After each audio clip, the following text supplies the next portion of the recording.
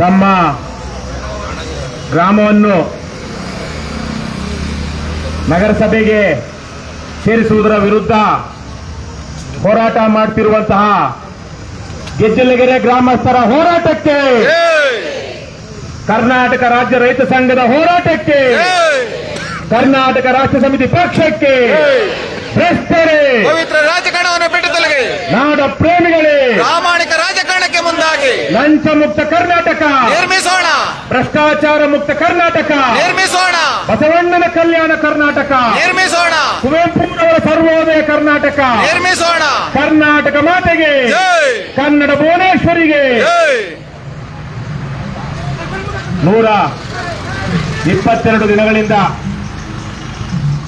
ತಮ್ಮ ಗ್ರಾಮ ಪಂಚಾಯಿತಿಯ ಉಳಿವಿಗಾಗಿ ಹೋರಾಟ ಮಾಡುತ್ತಿರುವಂತಹ ಮತ್ತು ಆ ಹೋರಾಟದ ಮುಂಚೂಣಿಯಲ್ಲಿರುವಂತಹ ನಮ್ಮ ರಾಜ್ಯದ ಬಹುದೊಡ್ಡ ರೈತ ಹೋರಾಟಗಾರರಲ್ಲಿ ಒಬ್ಬರಾದಂತಹ ಶ್ರೀಮತಿ ಸುನಂದಾ ಜಯರಾಮ್ ರವರೇ, ಹಾಗೆ ಪಕ್ಕದ ಗ್ರಾಮದಲ್ಲಿಯೂ ಇದೇ ತರಹದ ಹೋರಾಟವನ್ನ ಮುಂದುವರಿಸ್ತಾ ಇರುವಂತಹ ಪ್ರಸನ್ನರವರೇ, ಕರ್ನಾಟಕ ರಾಷ್ಟ್ರ ಸಮಿತಿ ಪಕ್ಷದ ರಾಜ್ಯ ಸಂಘಟನಾ ಕಾರ್ಯದರ್ಶಿ ಮತ್ತು ಮಂಡ್ಯ ಜಿಲ್ಲಾ ಉಸ್ತುವಾರಿ ಆಗಿರುವಂತಹ ರಮೇಶ್ ಗೌಡ್ರೆ, ಕೆಆರ್ಎಸ್ ಪಕ್ಷದ ರಾಜ್ಯ ಕಾರ್ಯದರ್ಶಿ ಮೂರ್ತಿ ಅವರೇ, ಮತ್ತೊಬ್ಬ ಸಂಘಟನಾ ಕಾರ್ಯದರ್ಶಿ ಅರುಣ್ ಕುಮಾರ್ ಅವರೇ, ಮತ್ತಿತರ ನಮ್ಮ ಪಕ್ಷದ ಎಲ್ಲ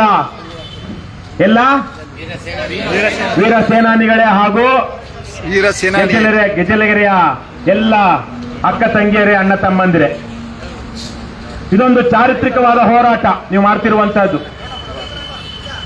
ಇದು ಅಂತಿಂತ ಹೋರಾಟ ಅಲ್ಲ. ಒಂದು ಭ್ರಷ್ಟ ವ್ಯವಸ್ಥೆಯ ವಿರುದ್ಧ, ನಿಮ್ಮ ಗ್ರಾಮದ ಅಸ್ಮಿತೆಗಾಗಿ, ನಿಮ್ಮ ಗ್ರಾಮದ ಅಭಿವೃದ್ಧಿಗಾಗಿ, ನಿಮ್ಮ ಗ್ರಾಮದ ಸ್ವಂತಿಕೆಗಾಗಿ ನೀವು ಮಾಡ್ತಾ ಇರುವಂತಹ ಹೋರಾಟ. ರಾಜ್ಯದ ಅಷ್ಟೇ ಅಲ್ಲ, ದೇಶದ ನಿಮ್ಮ ತರಹದ ಸಾವಿರಾರು ಗ್ರಾಮಗಳ ಗ್ರಾಮಸ್ಥರ ಪ್ರತಿನಿಧಿಯಾಗಿ ನೀವು ಈ ಹೋರಾಟವನ್ನು ಮಾಡ್ತಾ ಇದ್ದೀರಾ. ಇಡೀ ದೇಶ ಅದು ಗ್ರಾಮ ಭಾರತವಾಗಬೇಕು, ಗ್ರಾಮಗಳ ನಾಡು ಭಾರತ.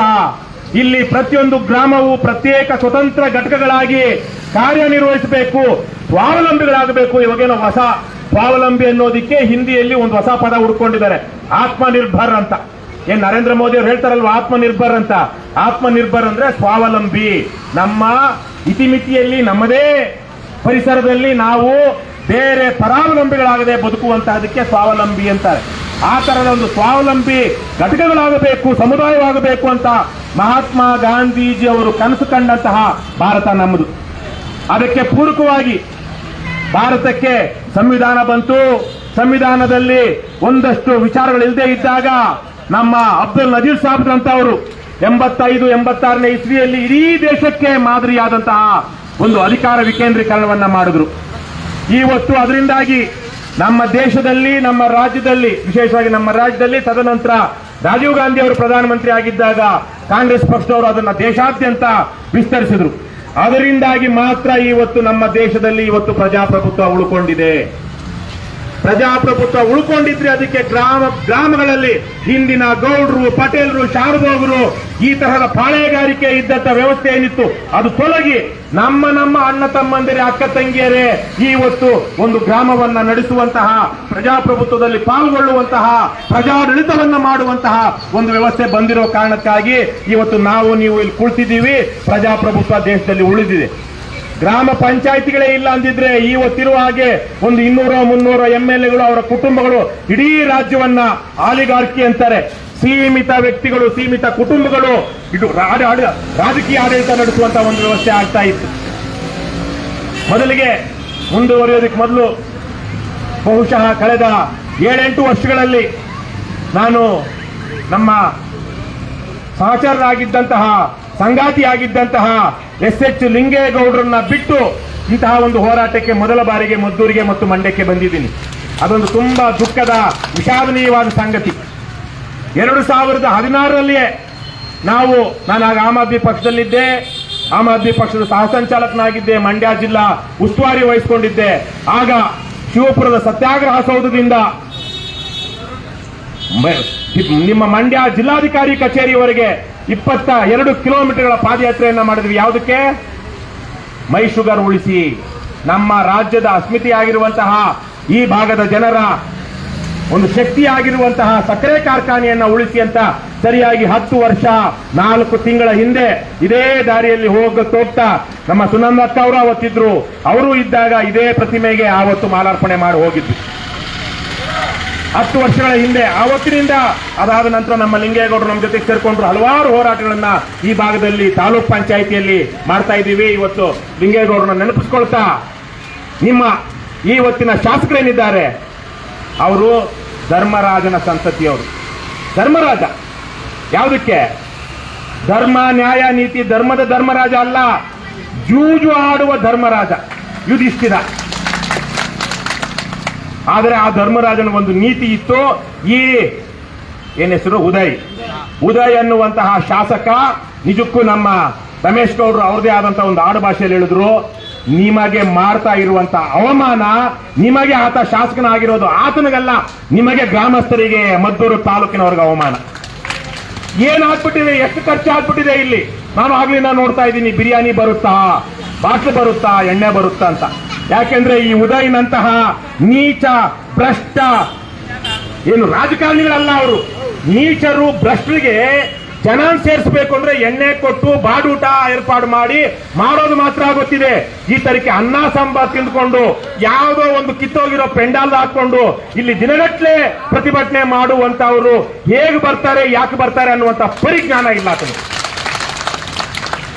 ನಾವು ಮಾಡಿದಾಗೆ ಎಲೆಕ್ಷನ್ ನಲ್ಲಿ ಹಣ ಹಂಚಿದ್ರೆ ಗಂಡಸರಿಗೆ ಲಿಕ್ಕರು, ಹೆಂಗಸರಿಗೆ ಕುಕ್ಕರು, ಎರಡೂ ಬೆಳೆದಿರೋರಿಗೆ ಲಿಕ್ಕರ್ ಕೊಟ್ಟರೆ ಜನ ಓಟ್ ಹಾಕ್ತಾರೆ, ಜನ ಕಾರ್ಯಕ್ರಮಕ್ಕೆ ಬರ್ತಾರೆ ಅಂತ ಒಂದು SOP ಸ್ಟ್ಯಾಂಡರ್ಡ್ ಆಪರೇಟಿಂಗ್ ಪ್ರೊಸೀಜರ್ ಇಟ್ಕೊಂಡು ಕೆಲಸ ಮಾಡುವಂತಹ ವರ್ತನೆ ಮಾಡುವಂತಹ ಶಾಸಕನಿಗೆ ಯಾವುದೋ ಒಂದು ವಿಚಾರಕ್ಕೆ ಜನ ಪ್ರೇರೇಪಿತರಾಗಿ ನ್ಯಾಯಬದ್ಧವಾಗಿ ಸ್ವಯಂ ಪ್ರೇರಿತರಾಗಿ ತಾವೇ ಹೋರಾಟಕ್ಕೆ ಬರ್ತಾರೆ, ದಿನಗಟ್ಟಲೆ ಕೂತ್ಕೊಳ್ತಾರೆ ಅನ್ನುವಂಥ ಪರಿಜ್ಞಾನ ಇರೋದಕ್ಕೆ ಸಾಧ್ಯನಾ?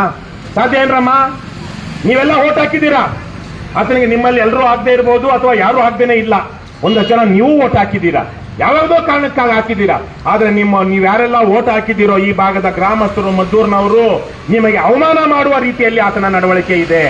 ಇವರೆಲ್ಲ ಯಾವ್ಯಾವುದೋ ಮಾಡಬಾರದ ಕೆಲಸಗಳನ್ನ ಮಾಡಿ, ಅಪರಾಧ ಕೃತ್ಯಗಳನ್ನ ಮಾಡಿ. ಅಲ್ಲೊಬ್ಬ ಇದ್ದಾನೆ ಚಿತ್ರದುರ್ಗದಲ್ಲಿ ಇತ್ತೀಚೆಗೆ ಅರೆಸ್ಟ್ ಆದ, ಅದೇ ತರಹದ ಇನ್ನೊಬ್ಬ ಅಲ್ಲೆಲ್ಲೋ ಕಡೂರಲ್ಲಿದ್ದ. ಹೀಗೆ ಇವರೆಲ್ಲ ಒಂದಷ್ಟು ಜನ ಇಲ್ಲೇ ಪಕ್ಕದಲ್ಲಿ ನಿಮ್ ಕೇರ್ಪೇಟೆಲ್ಲೋ ಪುಣ್ಯಾತ್ಮ ಇದ್ದ, ಎಲ್ಲ ಹೋಗಿ ಬಾಂಬೆಗೆ ಹೋಗಿ ಮಾಡಬಾರ್ದನ್ನ ಮಾಡಿ ಅದೇನು ಮಾಡಿದ್ರು, ಹೇಗೆ ಮಾಡಿದ್ರು, ದುಡ್ಡು ತಂದು ಜನಕ್ಕೆ ಭಿಕಾರಿಗಳ ತರಕ್ಕೆ ಹಣ ಹೆಂಡ ಹಂಚಿ ನಮ್ಮ ರಾಜಕೀಯ ವ್ಯವಸ್ಥೆಯನ್ನ, ಪ್ರಜಾಪ್ರಭುತ್ವವನ್ನ ನಾಶ ಮಾಡಿ ಗೆದ್ದು ಬಂದಿರುವಂತವ್ರು ಇವರು ನಿಮ್ಮನ್ನ ಕಾಯ್ತಾರ? ನಿಮ್ಮ ಊರನ್ನು ಉಳಿಸ್ತಾರ? ಕೊನೆಗೆ ಅವರ ವೈಯಕ್ತಿಕವಾಗಿನೂ ಅವ್ರು ಉದ್ಧಾರ ಆಗೋದಿಲ್ಲ, ಇನ್ನು ಬೇರೆಯವ್ರನ್ನ ಉದ್ಧಾರ ಮಾಡ್ತಾರ? ಇವತ್ತು ಗ್ರಾಮ ಪಂಚಾಯಿತಿ ನಾವು ಅಲ್ಲಿಂದ ಬಂದ್ವಿ, ಏನು ಅಕ್ಕಪಕ್ಕ ಏನೋ ಒಂದು ಅರ್ಧ ಕಿಲೋಮೀಟರ್ 3/4 ಕಿಲೋಮೀಟರ್ ಇದೆ, ಅದನ್ನ ಸೇರಿಸೋದ್ರ ಮೂಲಕ ಏನೋ ಆ ಭಾಗಕ್ಕೂ ಒಂದಷ್ಟು ಅಭಿವೃದ್ಧಿ ಆಗುತ್ತೆ ಅಂದ್ರೆ ಪರವಾಗಿಲ್ಲ. ಮದ್ದೂರಿಂದ ಇಲ್ಲಿ ತನಕ 5-6 ಕಿಲೋಮೀಟರ್ ಇದೆ, ಮಧ್ಯದಲ್ಲಿ 6.25 ಕಿಲೋಮೀಟರ್ ಅಂತ ಹೇಳ್ತಿದ್ದಾರೆ ಸುನಂದಕ್ಕ. ಮಧ್ಯದಲ್ಲಿ ಸಾವಿರಾರು ಎಕರೆಗಳ ಸಮೃದ್ಧ ಕೃಷಿ ಭೂಮಿ, ಒಳ್ಳೆ ಭತ್ತ ಬೆಳೀತದೆ ಇಲ್ವೋ? ಭತ್ತ ಬೆಳೆಯುವಂತಹ ಕೃಷಿ ಭೂಮಿ, ಸಮೃದ್ಧ ಭೂಮಿ, ಅದನ್ನ ಇವತ್ತು ನಗರಸಭೆ ವ್ಯಾಪ್ತಿಗೆ ಸೇರಿಸಿ ಅದನ್ನ ಲೇಔಟ್ ಮಾಡಿ ಅಥವಾ ಇನ್ನೇನು ಅವ್ರಿಗೆ ಬೇಕಾಗಿರುವಂತಹ ರೀತಿಯಲ್ಲಿ ಅದನ್ನ ರಿಯಲ್ ಎಸ್ಟೇಟ್ ಡೆವಲಪ್ ಮಾಡಿ ದುಡ್ಡು ಹೊಡೆಯೋದಿಕ್ಕೆ ಅಕ್ವಿಸಿಷನ್ ಮಾಡಿಕೊಂಡು ನಿಮ್ಮನ್ನೆಲ್ಲ ಒಕ್ಕಲೆಬ್ಬಿಸಿ ನೀವು ರೈತಾಪಿ ಕೆಲಸ ಮಾಡ್ತಿರೋರು ರೈತರು ಅವೆಲ್ಲ ಬಿಟ್ಟು ಅಲ್ಲೆಲ್ಲೋ ಬೇರೆ ಕಡೆಗೆ ಕೂಲಿಗೆ ಹೋಗೋದಿಕ್ಕೋ ಅಥವಾ ಅವ್ರು ಕೊಡುವ ಯಾವುದೋ ಗ್ಯಾರಂಟಿಗೋ ಕಾದ್ಕೊಂಡು ಕೂತಿರೋದಿಕ್ಕೆ ಮಾಡ್ತಾ ಇರುವಂತಹ ಹುನ್ನಾರ ಇದು. ನಾನು ಅವತ್ತು 2016ರಲ್ಲಿ ಒಂದು ಘೋಷಣೆ ಮಾಡಿದ್ದೆ, ಸ್ವತಃ ನಾನೇ ಅದನ್ನ ಕಾಯಂ ಮಾಡಿದ್ದೆ, ಸ್ವಾವಲಂಬಿ ರೈತ, ಸ್ವಾಭಿಮಾನಿ ರೈತ. ಆವತ್ತು 2015-16ರಲ್ಲಿ ಎಷ್ಟೋ ಜನ, 100 ಜನ ಅಲ್ಲದೆ ಇರ್ಬೋದು, ಬಹಳ ಜನ ಮಂಡ್ಯ ಭಾಗದಲ್ಲಿ ಆತ್ಮಹತ್ಯೆ ಮಾಡ್ಕೊಳ್ತಾ ಇದ್ರು. ಆ ಆತ್ಮಹತ್ಯೆ ಆಗಬಾರದು, ಆತ್ಮಹತ್ಯೆಗಳು ನಿಲ್ಲಬೇಕು ಅಂತ ಹೇಳಿ ಒಂದು ಯಾವ ರೈತರು ಸ್ವಾವಲಂಬಿಗಳಾಗಿರ್ತಾರೋ, ತಮ್ಮ ಕಾಲ ಮೇಲೆ ತಾವು ನಿಂತಿರ್ತಾರೋ, ಆರ್ಥಿಕವಾಗಿ ಬೇರೆಯವರ ಹತ್ರ ಕೈ ಚಾಚೋದಿಲ್ವೋ ಅವರು ಸ್ವಾಭಿಮಾನಿ ರೈತರು. ಆ ಸ್ವಾಭಿಮಾನಿ ರೈತರು ಆತ್ಮಹತ್ಯೆ ಮಾಡ್ಕೊಳ್ಳೋದಿಲ್ಲ ಅಂತ ಹೇಳಿ ಇವತ್ತು ಜನಕ್ಕೆ ಅವರ ಹತ್ರ ಇರುವಂತಹ ಎಲ್ಲ ಏನು ಶಕ್ತಿ ಇದೆ, ಜಮೀನಿದೆ, ದುಡಿಯುವ ತಾಕತ್ತಿದೆ, ಅದನ್ನೆಲ್ಲ ತೆಗೆದು ಅವರಿಗೆ ಆವತ್ತಿಗೆ ಸರ್ಕಾರ ಕೊಡುವಂತ ಭಿಕ್ಷೆನಲ್ಲಿ ಬದುಕಿದ್ರೆ, ನಾವು ಎಲೆಕ್ಷನ್ಗೆ ಅಂತ ಪ್ರಚಾರಕ್ಕೆ ಹೋದಾಗ ಒಂದು ಕಡೆ ಸಭೆ ಮಾಡಿದ್ರೆ ಇಲ್ಲಿ ಬಿರಿಯಾನಿ ಸಿಗುತ್ತೆ, ಬಾರ್ ಸಿಗುತ್ತೆ ಅಂದ್ರೆ ಊರಿನ ಜನ ಎಲ್ಲ ಎದ್ದು ಬರ್ತಾರೆ. ರಾತ್ರಿ ಹೊತ್ತು ಎಲೆಕ್ಷನ್ ಹಿಂದಿನ ದಿವಸ ಬಾಗಿಲು ತೆಗೆದಿಟ್ಕೊಂಡು ನಾವು ಕೊಡುವ 500,000ಕ್ಕೆ ಆಸೆ ಪಟ್ಕೊಂಡು ಅದನ್ನ ತಗೊಂಡು ಎಲೆಕ್ಷನ್ ದಿವಸ ನಮಗೂ ಓಟ್ ಹಾಕ್ತಾರೆ ಅನ್ನುವಂತಹ ಕಾರಣ ಇಟ್ಕೊಂಡು ಇವತ್ತು ಇವರೆಲ್ಲ ಮಾಡ್ತಾ ಇರುವಂತಹ ಹುನ್ನಾರ. ಇದನ್ನ ಇವತ್ತು ರಾಜ್ಯದ ಜನ ಅರ್ಥ ಮಾಡ್ಕೊಳ್ಬೇಕು. ನೀವು ಅರ್ಥ ಮಾಡ್ಕೊಂಡಿದ್ದೀರಾ. ಇವತ್ತು ನೀವು ಗ್ರಾಮ ಪಂಚಾಯಿತಿಯವರು ನಗರಸಭೆ ಆದ ತಕ್ಷಣಕ್ಕೆ ಇದೇನು ನಿಮ್ಮ ಗೆಜ್ಜಲಗೆರೆ ಗ್ರಾಮವಾಗಲಿ, ಮದ್ದೂರು ನಗರಸಭೆ ಆಗಲಿ ಸಿಂಗಪುರ್ ಆಗಲ್ಲ. ಸಿಂಗಪುರ್ ಆಗುತ್ತೆ ಅಂದ್ರವ? ಅವ್ರು ಯಾರೋ ಸಿಂಗಪುರ್ ಆಗುತ್ತೆ ಅಂತ ಇಲ್ಲೇ ನಿಮ್ಮ ಪಕ್ಕದ ಸೋಮನಹಳ್ಳಿ ಅವ್ರು ಹೇಳ್ತಾ ಇದ್ರು. ಸಿಂಗಪುರ್ ಮಾಡಿದ್ರ? ಕೊನೆಗೆ ಎಂತ ದುರ್ಗತಿ ಬಂದ್ರು ಅಂದ್ರೆ ಅವ್ರ ಪಾಪ ಅವ್ರ ಎಳೆಯೇ ಹೋಗಲ್ಲ, ಆತ್ಮಹತ್ಯೆ ಮಾಡ್ಕೊಳ್ಳೋಂತ ಆ ತರಹದ ವಿಷಕಾರಿ ಅಭಿವೃದ್ಧಿ, ವಿಷಕಾರಿ ರೀತಿ ನೀತಿಗಳು ನಮ್ಮ ಸಮಾಜದಲ್ಲಿ ಇವತ್ತಿರುವಂತಹದ್ದು. ಒಂದು ಗ್ರಾಮ ಪಂಚಾಯಿತಿ ನಾವು ನೋಡ್ತಾ ಇದ್ವಿ, ಇಡೀ ಗ್ರಾಮದ ಗ್ರಾಮ ಪಂಚಾಯಿತಿ ಸದಸ್ಯರು ಎಲ್ಲರೂ ಅದರಲ್ಲಿ ಒಬ್ಬನ್ನ ಬಿಟ್ಟು ಮಿಕ್ಕವರೆಲ್ಲರೂ, ನೀವು ಗ್ರಾಮದ ಜನರು ಎಷ್ಟೆಲ್ಲ ಜನ ಹೋಗಿ ಒಂದು ಪತ್ರ ಕೊಟ್ಟಾಗ, ಗ್ರಾಮ ಸಭೆ ಮಾಡಿದಾಗ ನಮ್ಮ ಪಂಚಾಯಿತಿ ನಗರಸಭೆಗೆ ಹೋಗೋದಿಕ್ಕೆ ನಮಗೆ ಒಪ್ಪಿಗೆ ಇಲ್ಲ ಅಂತ ಠರಾವು ಮಾಡಿದ್ರಿ ಗ್ರಾಮ ಸಭೆಯಲ್ಲಿ. ಅದಾದ ನಂತರ ಗ್ರಾಮ ಪಂಚಾಯಿತಿ ಸಭೆ ನಡೆದಾಗ, ಆ ಆಡಳಿತ ಮಂಡಳಿ ಸಭೆ ನಡೆದಾಗ 8 ಜನ ಗೈರು, 10 ಜನ ಹಾಜರು. ಅದರಲ್ಲಿ ಅಜೆಂಡಾದಲ್ಲಿ ಇರಲಿಲ್ಲ ಪಾಯಿಂಟ್, ಅದರಲ್ಲಿ ಇತರೆ ಪಾಯಿಂಟ್ ಅಲ್ಲಿ ಸೇರಿಸಿ ಮಿಕ್ಕ 8 ಜನ ಬರ್ತಾ ಇರ್ಲಿಲ್ವೋ ಗೊತ್ತಿಲ್ಲ. ಅದರಲ್ಲಿ 10 ಜನರಲ್ಲಿ ಅದೆಷ್ಟು ಜನ ಕೈ ಎತ್ತಿದ್ರೋ, ಎಷ್ಟು ಜನ ವಿರೋಧಿಸಿದ್ರೋ ಗೊತ್ತಿಲ್ಲ. ಆದ್ರೆ ಅದು ನಿಜಕ್ಕೂ ಆ ರೀತಿ ಆಯ್ತೋ, ನಿಜಕ್ಕೂ ತೀರ್ಮಾನ ಆದಾಗ ಅವ್ರಿಗೆ ಹೇಳಿ ಮಾಡಿದ್ರೋ ಇಲ್ವೋ ಗೊತ್ತಿಲ್ಲ. ಆದರೆ 10 ಜನ ಹಾಜರಿದ್ದಾರೆ. ಅವರು ಸರ್ವಾನುಮತದಿಂದನೋ ಅಥವಾ ಬಹುಮತದಿಂದನೋ ತೀರ್ಮಾನ ಮಾಡಿದ್ದಾರೆ ನಮ್ಮ ಪಂಚಾಯತಿನ ನಗರಸಭೆಗೆ ಒಪ್ಪಿಸೋದಿಕ್ಕೆ ಅಂತ ಠರಾವು ಮಾಡ್ತಾರೆ. ಅದನ್ನ ಹಿಡ್ಕೊಂಡು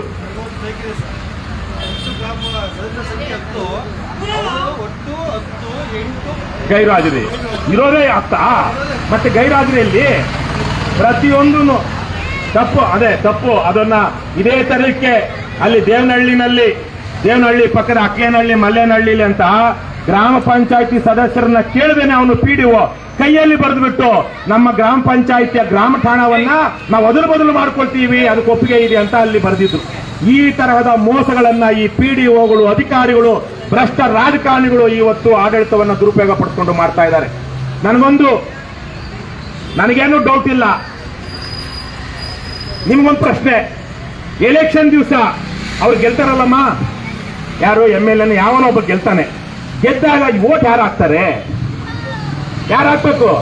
ಏನು ಅವ್ರ ಅಪ್ಪನ ಮನೆಯಿಂದ ಬಂದು MLA 100,000 ಜನ ಕರ್ಕೊಬಂದು ಹಾಕಿಸ್ತಾನ, ಅಥವಾ ಮಾಜಿ MLA ಕರ್ಕೊಬಂದು ಹಾಕಿಸ್ತಾನ? ನೀವೇ ತಾನೇ ಹಾಕೋದು. ನೀವೇ ಒಂದೊಂದು ಹಿಂದೆ ಸುನಂದಕ್ಕ ಅವ್ರಿಗೆ ಗೊತ್ತಿದೆ, ಬ್ಯಾಲೆಟ್ ಬಾಕ್ಸ್ ಇದ್ದಾಗ ಒಂದು ಊರಿನ ಜನ ತೀರ್ಮಾನ ಮಾಡಿದ್ರೆ ಅದರಲ್ಲಿ ಒಂದಷ್ಟು ರೋಡಿಗಳು, ಗೂಂಡಾಗಳು ತೀರ್ಮಾನ ಮಾಡಿದ್ರೆ ಹೋಗಿ ಡೈರೆಕ್ಟ್ ಆಗಿ ಅಲ್ಲಿರೋ ಅಂತ ಏನು ಎಲೆಕ್ಷನ್ ಏಜೆಂಟ್ ಇದರಿಂದ ಕಿತ್ಕೊಂಡು ಟಕ ಟಕ ಟಕ ಟಕ ಟಕ ಟಕ ಅಂತ ಇದಾಗ ಒತ್ತುಬಿಟ್ಟು ಎಲ್ಲ ಹಾಕ್ಬಿಡ್ತಾ ಇದ್ರು. ರಿಗ್ಗಿಂಗ್ ಅಂತ ಇದ್ರು, ಅದನ್ನ ಬೂತ್ ಕ್ಯಾಪ್ಚರ್ ರಿಗ್ಗಿಂಗ್ ಅಂತ. ಇಡೀ ಬೂತ್ ಅಲ್ಲಿರುವಂತಹ ಏನ್ ಬ್ಯಾಲೆಟ್ ಪೇಪರ್ ಓಟ್ ಇತ್ತು, ಪೇಪರ್ ಓಟ್ಗೆ ಅವ್ರಿಗೆ ಬೇಕಾದವ್ರು ಅವ್ರು ಒತ್ಕೊಂಡು ಹಾಕ್ಬಿಡ್ತಾ ಇದ್ರು. ಇವತ್ತು ಹಂಗೆ ಮಾಡೋದಕ್ಕಾಗುತ್ತೇನ್ರಪ್ಪ? ಒಬ್ಬೊಬ್ಬರಿಗೂ ಹೆಚ್ಚು ಕಮ್ಮಿ 1 ನಿಮಿಷನಾದ್ರೂ ಬೇಕು ಓಟ್ ಹಾಕಿ ಆಚೆ ಬರೋದಿಕ್ಕೆ. ಇವತ್ತು ರಿಗ್ಗಿಂಗು ಕ್ಯಾಪ್ಚರ್ ಸಾಧ್ಯನೇ ಇಲ್ಲ. ಏನೋ EVM ಅಲ್ಲಿ ಏನೇನೋ ಮಾಡ್ಬೋದು ಅಂತಾರೆ, ನನಗೆ ಅದ್ರಲ್ಲಿ ನಂಬಿಕೆ ಇಲ್ಲ. EVM ಅಲ್ಲಿ ಆಗುತ್ತೆ, ಆದ್ರೆ EVM ವ್ಯವಸ್ಥೆ ಸರಿ ಇಲ್ಲ ಅಂತ ನನ್ನ ಭಾವನೆ. ಆದ್ರೆ ಇವತ್ತು ಒಬ್ಬೊಬ್ಬರೇ ಓಟ್ ಹಾಕ್ಬೇಕು.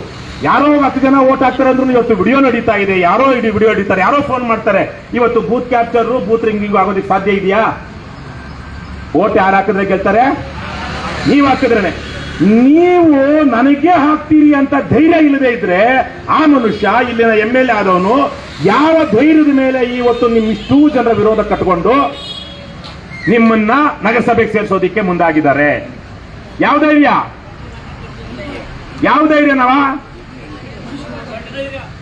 ಬಂಡ ಧೈರ್ಯ ಅಲ್ಲ. ಏನು ಬಂಡ ಧೈರ್ಯ ಅಲ್ಲ. ಅವರೆಲ್ಲ ನಿಮ್ಮಂತ ಮೂರ್ಖರು, ಅವಿವೇಕಿಗಳಲ್ಲ. ನೀವು ಬಂಡ ಧೈರ್ಯ ಅಂದ್ರೆ ನಿಮ್ಮಂತ ಮೂರ್ಖರು, ಅವಿವೇಕಿಗಳಲ್ಲ ಇವತ್ತಿನ ರಾಜಕಾರಣಿಗಳು. ಏನ್ ಧೈರ್ಯನ? ದುಡ್ಡು ಅಂದ್ರೆ ಏನ್ ದುಡ್ಡು ಅಂದ್ರೆ ಇಲ್ಲಿರೋ ಜನ, ಈ ಗೆಜಲ್ಗೆರೆಯವರು ಏನೋ ರೈತ ಹುತಾತ್ಮರದ ಇದಂತಲ್ಲ, ಅವ್ರಿಗೆ ಯಾವ ಆ ತರದ ಭಾವನೆಗಳೇ ಇಲ್ಲ. ಇಲ್ಲೇನೋ ಪ್ರಜ್ಞಾವಂತ ಜನರಿದ್ದಾರೆ, ತಿಳುವಳಿಕಸ್ಥ ಜನರಿದ್ದಾರೆ ಅನ್ನುವ ಭಾವನೆ ಅವ್ರಿಗಿಲ್ಲ. ಗೆಜ್ಜಲ್ಗೆರೆ ಇರ್ಲಿ, ಸೋಮನಹಳ್ಳಿ ಇರ್ಲಿ, ಚಾಮನಹಳ್ಳಿ ಇರ್ಲಿ, ಕೊರುನಹಳ್ಳಿ ಇರ್ಲಿ, ಬಿಸಾಕಿದರೆ ಬಂದು ಓಟ್ ಹಾಕ್ತವೆ ಅಧಿಕಾರಿಗಳು. ಜ್ಞಾಪಕ ಇಟ್ಕೊಳ್ಳಿ. ಇವತ್ತು ನಿಮ್ಮ ಅಭಿಪ್ರಾಯಕ್ಕೆ, ನಿಮ್ಮ ಸ್ವಂತಿಕೆಗೆ, ನಿಮ್ಮ ಗೌರವ ಘನತೆಗೆ ಬೆಲೆ ಇಲ್ಲ.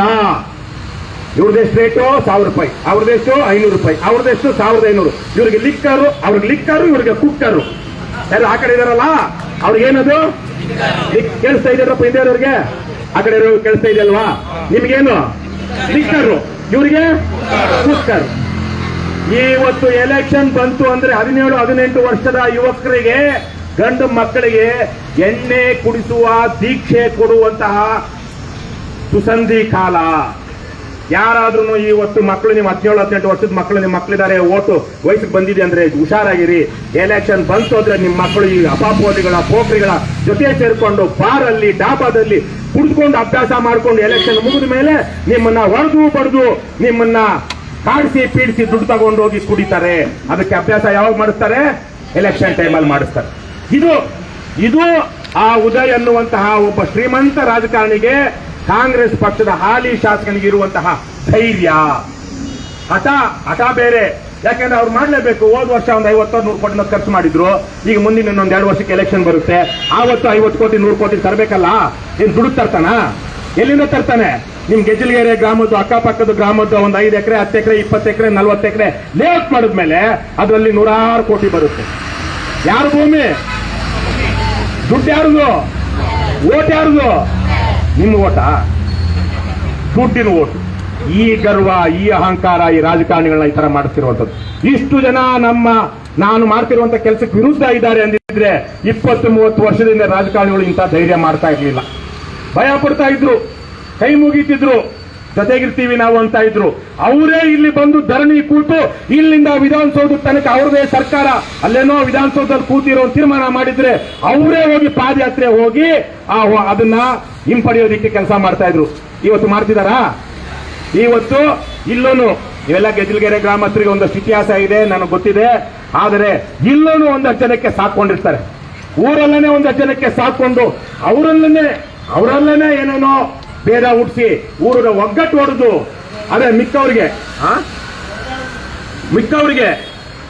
ಏನ್ ಹೇಳೋದು, ಅವ್ರು ಹಂಗಸೋ ಹಂಗೆ ಅಲ್ಲೇನೋ ಬಿರಿಯಾನಿ ಕೊಡ್ತಿದ್ದಾರೆ, ಬಾರ್ ಕೊಡ್ತಾರೆ, ಅಲ್ಲೊಂದು ಬಾರೇ ಓಪನ್ ಆಗ್ಬಿಟ್ಟಿದೆ ಅನ್ನೋ ತರಕ್ಕೆ ಇಲ್ಲಿ ಇಲ್ಲಿಂದ ದುಡ್ಡು ಬರ್ತಾ ಇದೆ ಅಂತ. ಈ ಹೋರಾಟಕ್ಕೆ ದುಡ್ಡು ಬೇಕೇನ್ರಮ್ಮ? ಅಲ್ಲೇನೋ ಒಂದು ಅನ್ನ ಸಾರು ಹಪ್ಪಳ, ನಮ್ಮ ಪಕ್ಷದ ಅದೇ ಮೆನು, ಅನ್ನ ಸಾರು ಹಪ್ಪಳ ಚೂರು, ಆ ತರದ ಒಂದು ಮೆನು ಅಷ್ಟೇ ತಾನೆ. ಆಮೇಲೆ ಒಂದಷ್ಟು ಜನ 20, 50, 100 ಜನ ತಿಂತಾರೆ. ಸ್ವಲ್ಪ ಜಾಸ್ತಿ ಬಂದಾಗ ಒಂದ್ ಸ್ವಲ್ಪ ಜಾಸ್ತಿ ತಿನ್ಬೋದು. ಮಿಕ್ಕವರೆಲ್ಲ ಮನೆಗೆ ಊಟ ಮಾಡ್ತಾರೆ. ಈ ಹೋರಾಟಕ್ಕೆ ಯಾರು ದುಡ್ಡು ಬೇಕಾ? ಏನ್ ಬೇಕು? ಜನ ಬೇಕು ಅಷ್ಟೇ. ಜನ ನೀವೇ ಬಂದಿದ್ದೀರಾ. ಇಲ್ಲಿ ಯಾರು ನಿಮ್ ಬಲವಂತ ಕರ್ಕೊಂಡ್ ಬಂದಿದಾರ? ಸುನಂದಕ್ಕೆ ಏನಾರೇ ಬಂದ್ರೆ ಸಂಜೆಗೆ ರವಿಕೆ ಕೊಡ್ತೀನಿ, ಸೀರೆ ಕೊಡ್ತೀನಿ, ಲಂಗ ಕೊಡ್ತೀನಿ ಅಂತ ಹೇಳಿದಾರ? ನಿಮ್ಗೇನಾದ್ರು ಏನ್ರಪ್ಪ? ನಿಮ್ಗೆ ಅವ್ರು ಜಯರಾಮ್ ಅವರು ಸಂಜೆಗೆ ಎಣ್ಣೆ ಕೊಡ್ತೀನಿ ಅಂತ ಹೇಳಿದಾರ? ಬಾಡೂಟದ ಏನಾದ್ರು ವ್ಯವಸ್ಥೆ ಆಗಿದೆಯಾ? ಇಲ್ಲವಲ್ಲ.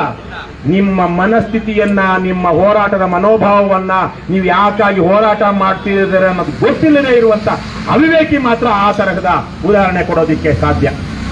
ಇವತ್ತು ನಾವು ಬೆಂಗಳೂರಲ್ಲಿ ವಾಸ ಮಾಡ್ತಿದ್ದೀನಿ. ನಮ್ಮ ಬೆಂಗಳೂರಲ್ಲಿ ಇವತ್ತು ದೊಡ್ಡ ಕಾರ್ಪೊರೇಷನ್ ಇತ್ತು. ಮೊದಲು ಬೆಂಗಳೂರು ಸಿಟಿ BCC ಅಂತ ಇದ್ರು, ಬೆಂಗಳೂರು ಸಿಟಿ ಕಾರ್ಪೊರೇಷನ್. ಆಮೇಲೆ ಅದನ್ನ ಸುತ್ತಮುತ್ತ ಇರುವಂತಹ ಒಂದಷ್ಟು ಹಳ್ಳಿಗಳನ್ನ ಸೇರ್ಕೊಂಡು ಏನ್ ಮಾಡಿದ್ರು? BBMP ಅಂತ ಮಾಡಿದ್ರು, ಬೃಹತ್ ಬೆಂಗಳೂರು ಮಹಾನಗರ ಪಾಲಿಕೆ.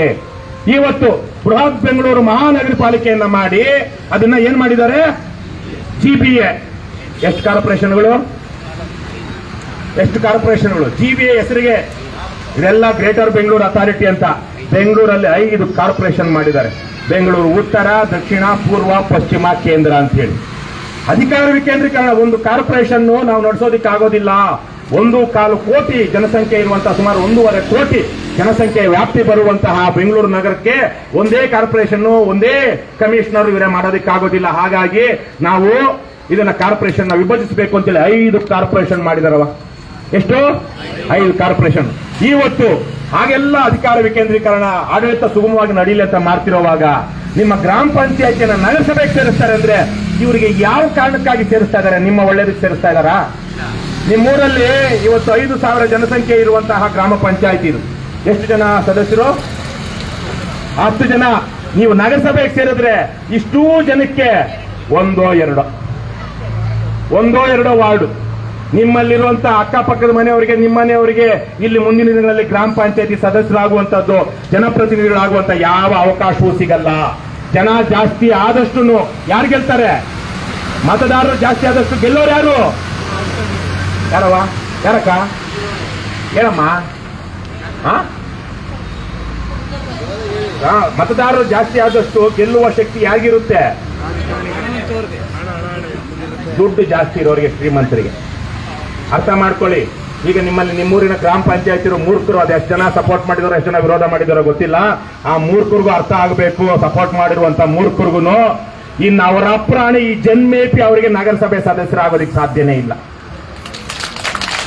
ಹಾಗೂ ಇದು ಗ್ರಾಮ ಪಂಚಾಯತಿ ಆಗಿದ್ರೆ ಗ್ರಾಮ ಪಂಚಾಯತಿ ಸದಸ್ಯರಾಗಿ ನಾನು ಒಬ್ಬ ಊರಿನ ಮುಖಂಡ ಅಂತ ಅನ್ಸ್ಕೊಳ್ಬಹುದು. ನೀವು ಇಲ್ಲಿಂದ ಮದ್ದೂರ್ಗೆ ಹೋದ್ರೆ ನಿಮ್ಮನ್ನೆಲ್ಲ ಯಾರನ್ನ ಇವಾಗ ಗ್ರಾಮ ಪಂಚಾಯತ್ ಸದಸ್ಯ ಆಗಿರ್ತಾರಲ್ಲ, ಇದೇನೋ ಇವ್ ನಂತರ 5 ಬೆರಳಿಗೆ 5 ಉಂಗ್ರ ಇಲ್ಲ, ಕುತ್ತಿಗೆಗೆ ನಾಯಿ ಚೈನ್ ಇಲ್ಲ. ಯಾಕಂದ್ರೆ ಇನ್ನು ಗೆಜ್ಜಲ್ಗೆರೆ ಅನ್ನುವಂತ ಒಂದು ಆಪ್ರಲ್ ಗ್ರಾಮ ಪಂಚಾಯತಿ ಸದಸ್ಯ ನಗರಸಭೆ ಸದಸ್ಯರಾಗ್ತಾರಲ್ಲ, ಎಂತವ್ರು ಆಗ್ಬೇಕು ಅವರು? 5 ಬೆರಳಿಗೆ 5 ಉಂಗ್ರ, ಕುತ್ತಿಗೆಗೆ ಬಂಗಾರದ ನಾಯಿ ಚೈನ್ ರವ. ಆಮೇಲೆ ಅದೇನೋ ಇವಾಗ ಆಗ್ತದೆ ನಾಯಿಗೆ ಅಂತದಲ್ಲ. ಯಾವ ಚೈನ್ ಅಣ್ಣ? ಬಂಗಾರದ ನಾಯಿ ಚೈನ್ ಆಗಿರೋರು ಮಾತ್ರ ನಿಮ್ಮೂರಿನ ನಗರಸಭೆ ಸದಸ್ಯರಾಗ್ತಾರೆ.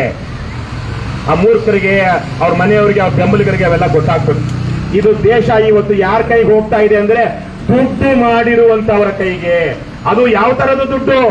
ಮೋಸ, ವಂಚನೆ, ಅಕ್ರಮಗಳನ್ನ ಮಾಡಿ ದುಡ್ಡು ಮಾಡಿರುವಂತವರಿಗೆ, ಬ್ಲಾಕ್ ಮನಿ ಇಟ್ಕೊಂಡಿರುವಂತವರಿಗೆ, ಹಣ ಚೆಲ್ಲಿ ಹೆಂಡ ಕುಡಿಸಿ ಓಟು ತೆಗೆದುಕೊಳ್ಳುವಂತ ತಾಕತ್ತಿರುವಂತವರಿಗೆ ಮಾತ್ರ ಇವತ್ತು ಜನಪ್ರತಿನಿಧಿಗಳಾಗೋದಿಕ್ಕೆ ಸಾಧ್ಯ ಆಗ್ತಾ ಇದೆ. ಇವತ್ತು ನಮ್ಮ ರಾಜ್ಯ, ನಮ್ಮ ದೇಶ ಆ ಸ್ಥಿತಿಗೆ ಬಂದು ಮುಟ್ಟಿದೆ. ನಿಮ್ಮೂರಿನಲ್ಲಿ ಒಂದು ಗ್ರಾಮ ಪಂಚಾಯತಿ ಮಾದರಿ ಗ್ರಾಮ ಪಂಚಾಯತಿಗಳು ಆಗ್ಬೇಕಾಗಿತ್ತು ನಮ್ಮ ದೇಶದಲ್ಲಿ. ಈ ಊರಿಗೆ ಏನು ಬೇಕು? ಎಷ್ಟು ಜನ ವಿದ್ಯಾವಂತರಿದ್ದಾರೆ? ಎಷ್ಟು ಜನ ಯಾವ್ಯಾವ ಉದ್ಯೋಗ ಮಾಡ್ತಾ ಇದ್ದಾರೆ? ಇವರಿಗೆ ಇನ್ನೂ ಹೆಚ್ಚಿನ ಆದಾಯ ಬರಬೇಕು ಅಂದ್ರೆ ಯಾವ ಉದ್ಯೋಗ ಉದ್ದಿಮೆ ಇಲ್ಲಿ ತರಬೇಕು? ನಮ್ಮೂರಿನ ಆಡಳಿತ ವ್ಯವಸ್ಥೆ, ಗ್ರಾಮ ಪರಿಸರ ಹೇಗಿರಬೇಕು? ಇದೆಲ್ಲ ಯೋಚನೆ ಮಾಡುವಂತವರು ನಮ್ಮ ಸದಸ್ಯರು, ನಮ್ಮ ಅಧ್ಯಕ್ಷರಾಗಬೇಕಾಗಿತ್ತು. ಅಂತವ್ರು ಆಗ್ತಾ ಇದ್ದಾರಾ? ಯಾಕೇಳಿ ನಾವೇನೆ ನಿಂತ್ಕೊಂಡಿರೋ ಜಾತಿ ನೋಡ್ತೀವಿ, ನಿಂತ್ಕೊಂಡಿರೋ ನಮ್ಮ ನೆಂಟನೋ ಅಲ್ವೋ ಅಂತ ನೋಡ್ತೀವಿ, ನಿಂತ್ಕೊಂಡಿರೋ ನಮ್ಗೇನು ಕೊಡ್ತಾನೆ ಅಂತ ನೋಡ್ತಾರೆ. ನಮ್ಮ ಲಿಂಗೇಗೌಡರು ಒಂದು ವಿಚಾರ ಹೇಳ್ತಾ ಇದ್ರು. ಅವರು ಎಲೆಕ್ಷನ್ ನಿಂತಾಗ ಅವ್ರ ತಾಯಿನ, ನಾನು ಚುನಾವಣಾ ಪ್ರಚಾರಕ್ಕೆ ಬಂದಿದ್ದೆ 2018 19 16 17 ಜಿಲ್ಲಾ ಪಂಚಾಯತಿ ಆಗಿತ್ತು. ಆ ಟೈಮಲ್ಲಿ ಅವ್ರ ತಾಯಿ ಪರ ಪ್ರಚಾರ ಮಾಡೋದಕ್ಕೆ ಲಿಂಗೇಗೌಡರಿಂದ ಸಾಕಷ್ಟು ಅನುಕೂಲ ಮಾಡ್ಕೊಂಡಿದ್ದಂತ ಒಬ್ಬ ಹೆಣ್ಮಗಳು, ಪಾಪ ಇಲ್ಲಿ ಯಾರೋ ಒಬ್ರು ಹೆಣ್ಮಗಳು ತೋರಿಸ್ಬೋದು, ಅವ್ರು ಆ ತರ ಇಲ್ಲ ಅಂತ ತೋರಿಸ್ತಾ ಇಲ್ಲ ನಾನು. ಒಬ್ಬ ಹೆಣ್ಮಗಳು ಎಲೆಕ್ಷನ್ ದಿವಸ ಅವರಿಂದ ಪಾಪ ಹಿಂದೆ ಎಲ್ಲ ಸಾಲ ತಗೊಂಡು ದುಡ್ಡು ತಗೊಂಡು ಬೇರೆ ಬೇರೆ ರೀತಿಯಲ್ಲಿ ಅನುಕೂಲ ಮಾಡ್ಕೊಂಡಿದ್ದಂತ ಹೆಣ್ಮಗಳು ಎಲೆಕ್ಷನ್ ದಿವಸ ಹೋದಾಗ ಏನಕ್ಕ ಓಟ್ ಹಾಕಿದ್ರೆ, ಗೌಡ ಲಿಂಗೇಗೌಡ ಏನು ನೀನ್ ನಿಂತುಬಿಟ್ರೆ ನಾನು ಹಾಕ್ಬಿಡ್ಬೇಕಾ? ನೀನೇನು ನನಗೆ ಕೊಟ್ಟಿಲ್ಲ ಇವತ್ತು ನನಗೂ ನಿನಗೂ ಯಾವ ಸಂಬಂಧನೂ ಇಲ್ಲ. ನಾಳೆಗೆ ಅದೇ ಸಂಬಂಧ ವಾಪಸ್ಸು ನಿನ್ ಮನೆಗೆ ಬರ್ತೀನಿ. ನೆನ್ನೆನೂ ಬರ್ತಿದ್ದೆ, ಇವತ್ತು ಮಾತ್ರ ಏನ್ ಸಂಬಂಧ? ದುಡ್ಡಿನ ಸಂಬಂಧ. ಈ ತರದ ಮನಸ್ಥಿತಿಲಿ ನಮ್ಗೆ ಯಾವನ್ ದುಡ್ಡು ಕೊಡ್ತಾನೋ ಅವ್ರಿಗೆ ಓಟ್ ಹಾಕ್ತಾ ಬಂದಿರೋದಕ್ಕೆ ಇವತ್ತು ಉದಯ್ ಅನ್ನೋನೇನು ಅವನಿಗಿಂತ ನೀಚರು ಭ್ರಷ್ಟರು ಕೂಡ ಗೆದ್ದು ಬರೋದಕ್ಕೆ ಸಾಧ್ಯ ಆಗಿದೆ. ನಿಮ್ಮ ಮನಸ್ಸುಗಳ ಮೇಲೆ ಸಮಾಧಿ ಎಳೆದು ಅವರು ಗೆಜ್ಜಲಿಗೆರೆ ಅಂತ ಐತಿಹಾಸಿಕರೆಲ್ಲ ಹೋಗಿ ಕೆಲಸ ಮಾಡಿಸ್ಕೊಳ್ಳುವಂತ ಒಂದು ಹೀನಾಯ ಜೀತದಾಳು ಸ್ಥಿತಿಗೆ ನಿಮ್ಮನ್ನ ತರೋದಕ್ಕೆ ಮಾಡಿರುವಂತಹ ಪ್ಲಾನ್. ಹಾಗಾಗಿನೇ ಯಾವ್ದಾದ್ರು ಇವತ್ತು ಒಂದು ಸರ್ಕಾರದಲ್ಲಿ ಒಂದಷ್ಟು ರೀತಿ ನೀತಿ ನಿಯಮಗಳಿದೆ. ಗ್ರಾಮ ಪಂಚಾಯಿತಿಯನ್ನ ಪಟ್ಟಣ ಪಂಚಾಯಿತಿ ಮಾಡಬೇಕು ಅಂದ್ರೆ ಏನಾಗಬೇಕು? ಪಟ್ಟಣ ಪಂಚಾಯಿತಿಯನ್ನ ಪುರಸಭೆ ಮಾಡಬೇಕು ಅಂದ್ರೆ ಎಷ್ಟು ಜನಸಂಖ್ಯೆ ಆಗಬೇಕು? ಪುರಸಭೆಯನ್ನ ನಗರಸಭೆಗೆ ಮೇಲ್ದರ್ಜೆಗೇರಿಸಬೇಕು ಅಂದ್ರೆ ಜನಸಂಖ್ಯೆ ಎಷ್ಟಿರಬೇಕು? ನಗರಸಭೆಯನ್ನ ಮಹಾನಗರ ಪಾಲಿಕೆಯನ್ನ ಬೃಹತ್ ನಗರ ಪಾಲಿಕೆ ಮಾಡಬೇಕಾದ್ರೆ ಇಷ್ಟು ಜನ ಆಗಿಲ್ಲ. ಆದರೆ ಇವತ್ತು ಮದ್ದೂರು ಪುರಸಭೆಯನ್ನ ನಗರಸಭೆ ಮಾಡಬೇಕು ಅಂತ ಹೇಳಿ ನನಗಿರೋ ಪ್ರಶ್ನೆ ಏನು ಅಂದ್ರೆ, ಯಾಕ್ರಯ್ಯ ಈ ಕಿತ್ತೋಗಿರೋ ವಿಚಾರಕ್ಕೆ ಹೋಗಿ ನೀವು ಮದ್ದೂರು ನಗರಸಭೆಗೆ ಸೇರಿಸ್ತಾ ಇದ್ದೀರಾ? ಮಂಡ್ಯ ಮಹಾನಗರ ಪಾಲಿಕೆಗೆ ಯಾಕೆ ಸೇರಿಸಿಲ್ಲ? ಅಯ್ಯೋ, ಅದು ಹಾಳಾಗೋಗ್ಲಿ. ಬೃಹತ್ ಬೆಂಗಳೂರು ಮಹಾನಗರ ಪಾಲಿಕೆಗೆ ಗೆಜ್ಜಲ್ಗೆರೆ ಯಾಕೆ ಸೇರಿಸಿಲ್ಲ? ಇನ್ನೇನಾದ್ರು ಬೃಹತ್ ಬೆಂಗಳೂರು ಮಹಾನಗರ ಪಾಲಿಕೆ ಆಗಿದ್ರೆ ವಿಶ್ವ ಮಹಾನಗರ ಪಾಲಿಕೆ ಅಂತ ಏನಾದ್ರು ಮಾಡೋದು ಸಾಧ್ಯ ಇದ್ದಿದ್ರೆ ಬೆಂಗಳೂರನ್ನ ಮಾಡಿ ಸೇರಿಸಬಹುದಾ? ಆಗುತ್ತೇನ್ರವ? ಇದ್ಯಾವುದೋ ನಗರಸಭೆಗೆ ಯಾಕೆ ಮಂಡ್ಯ ಮಹಾನಗರ ಪಾಲಿಕೆಗೆ ಸೇರಿಸಬಹುದಿತ್ತಲ್ಲ? ಯಾಕೆ? ಇವರಿಗೆ ಎಲ್ಲೆಲ್ಲಿ ಅಧಿಕಾರಿಗಳ ರಾಜ್ಯ ಇರುತ್ತೋ ಅಲ್ಲಿ ಇವರು ಕೊಳ್ಳೆ ಹೊಡೆಯೋದು ಸುಲಭ ಆಗುತ್ತೆ.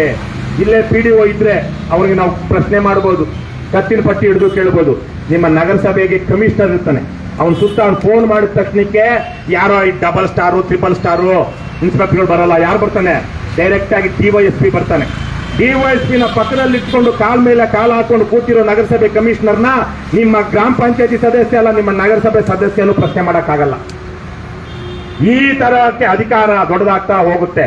ನೀವು ಅಂಚಿನಲ್ಲಿರುವಂತವರು, ನಿಮಗೆ ಯಾವುದೇ ಹಕ್ಕುಗಳು, ಗೌರವ, ಘನತೆ, ಮಾನ, ಮರ್ಯಾದೆ ಉಳಿಯೋದಿಲ್ಲ ಸರ್ಕಾರಿ ಕಚೇರಿಗೆ ಹೋದಾಗ.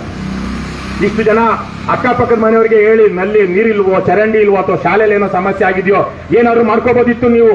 ಇವಾಗ ಆಮೇಲೆ ಮುಂದಕ್ಕೆ ಏನ್ ಮಾಡ್ತೀರಾ? 2,000, 3,000, 5,000 ಜನಕ್ಕೊಬ್ಬ ಸದಸ್ಯ.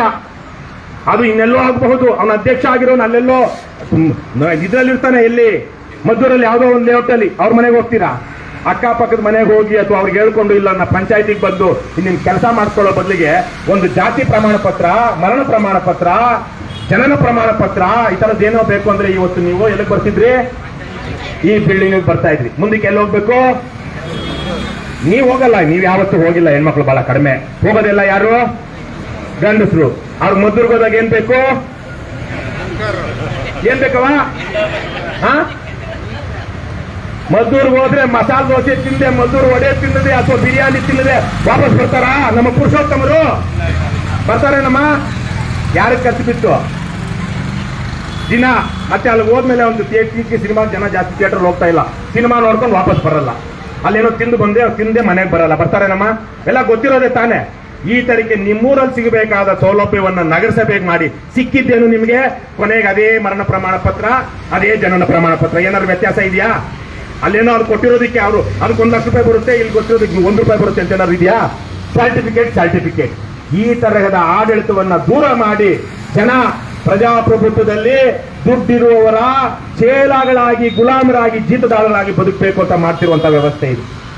ಇಲ್ಲಿರುವಂತಹ ಸಮೃದ್ಧವಾದಂತಹ ಕೃಷಿ ಭೂಮಿಯನ್ನ ಬೇರೆ ಬೇರೆ ಕಾರ್ಖಾನೆಗಳಿಗೋ, ಕೈಗಾರಿಕೆಗಳಿಗೋ ಅಥವಾ ರಿಯಲ್ ಎಸ್ಟೇಟ್ಗೋ, ಲೇಔಟ್ಗಳಿಗೋ ಡೆವಲಪ್ ಮಾಡೋದಕ್ಕೆ ಮಾಡ್ತಾ ಇರುವಂತಹ ಹುನ್ನಾರ ಇದು.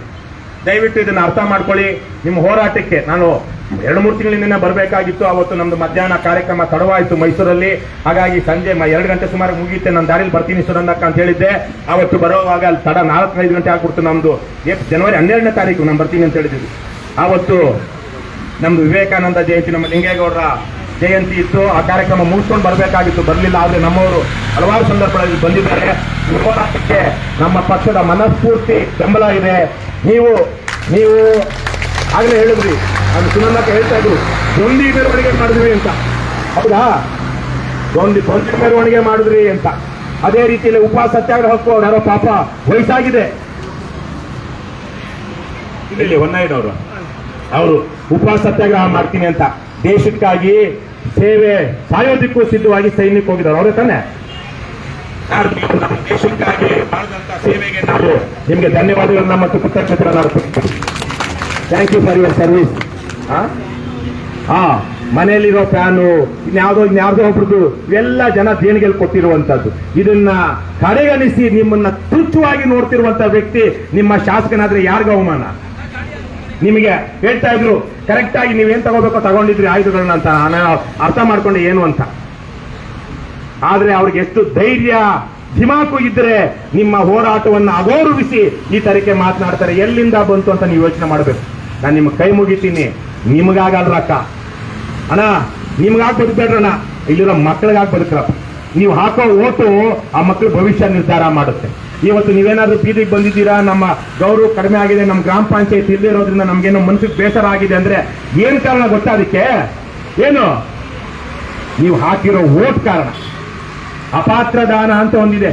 ಮತದಾನ ದಾನ ಅಲ್ಲ, ಅದು ಜವಾಬ್ದಾರಿ. ಆದರೆ ಕೊಡಬಾರ್ದವರಿಗೆ, ಅಯೋಗ್ಯರಿಗೆ, ನೀಚರಿಗೆ ನಾವು ದಾನ ಕೊಟ್ರೆ ದಾನ ಕೊಟ್ಟವನಿಗೆ ಒಳ್ಳೇದಾಗೋದಿಲ್ಲ. ಇದು ನಮ್ಮ ಪರಂಪರೆಯಲ್ಲಿ, ಪುರಾಣಗಳಲ್ಲಿದೆ. ಗೊತ್ತಾಯ್ತೆ ನಮ್ಮ?